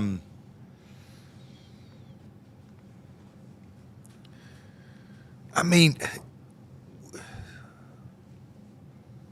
when I think about, because of the OG connection, you know, whether it's Boston, the Detroit show, when we got outside of Orlando and taking pay-per-views on the road, because it was, you know, everybody knew that we didn't have a boatload of capital and that we had started from pay-per-view only and all that kind of stuff. But there were different moments that I've shared on the podcast before when you get on Spike and all that kind of stuff. But, you know, the Six Sides of Steel match they have, those kind of deals, you know, they mean more now than they did because we were just kind of going through things. But, you know, me and him have had so many good times, whether it was up on the 17th floor of the DoubleTree post Impact tapings or in the ring. That's what I'm looking for. Give me a funny story. I don't know if there's funny story. Anything we can tell publicly. Yeah, any funny stories? You got any, Chris? If you, just give me a seed and I'll tell it. But there's a lot of good times we had. So many. Maybe seemed average, ordinary at the time, but man, they were a blast. I don't think fast anymore. Yeah. But no. Did you ever see anybody rib Jeff? Ever see a rib in TNA? Did anyone ever laugh backstage in TNA at anything ever in history? Yes. This isn't necessarily a funny story. It's just a Jeff story. Okay. And this will probably ring a bell because so many angles that you're not going to remember. It was back in the Asylum days. It was when I was doing that little singles thing involving you and Raven and AJ. It got to the point where it was going to build for a cage match with Jeff and I. And long story short, I was pulled out. AJ was put in. And leading up to that, I was pulled out because Raven attacked me and took me out with a shoulder injury. And I was being put in an ambulance and that, and I was supposed to be saying to Vince, you know, put Storm in my place. I can't go. And you almost feel embarrassed to even think this, but young, naive, I'm thinking to myself, I was taking it personal, so I'm thinking to myself, I don't care if my arm is broke. I would jump in that cage and still be wrestling for the world title. Well, I don't know where I got the set of balls to say this to Jeff Jarrett. But, and he's doing the creative and, making this make sense and all that. And I guess I was taking it personal, and I remember saying to Jeff, I don't know the words I used, but I was like, why would this keep me out of a cage match? I would wrestle with if I lost a leg or something like that. And no, I know him a lot better now, but I felt like that his temper, the blood pressure was just going up in his head, like, this son of a bitch is questioning that, and it was one of those. I'm sure there were many times where we were all reminded of who's in charge. Oh God! But so he got red ass Jeff, maybe, which is my favorite. It's Conrad's favorite. He makes 3 or 4 appearances a year for me, and I love it. But that was one of a good learning experience to where it was like, keep your mouth shut and do what you're told. This is business, and I was probably hurt that I was taken out of that spot and AJ was put it, but for whatever the reason, it's like, this is what you've been told to do. Go take it and make it the best that you can and roll with it. I probably said a few things with color that basically said, quit putting logic in wrestling. Shut the fuck up. Yeah. I think he basically wanted to look and look at me right in the eyes and say that. And yeah, so I don't know if that's a funny story. We can laugh now. Yeah, but we can laugh now. I'm glad I got a red ass Jeff story in there. So, Well, we're not red ass with you, Mr. Harris. Thank No. you for all the time. You're Yes. a terrific guest. We appreciate you checking us out right here on My World. Yeah. thank you so much. I love this. I really appreciate it.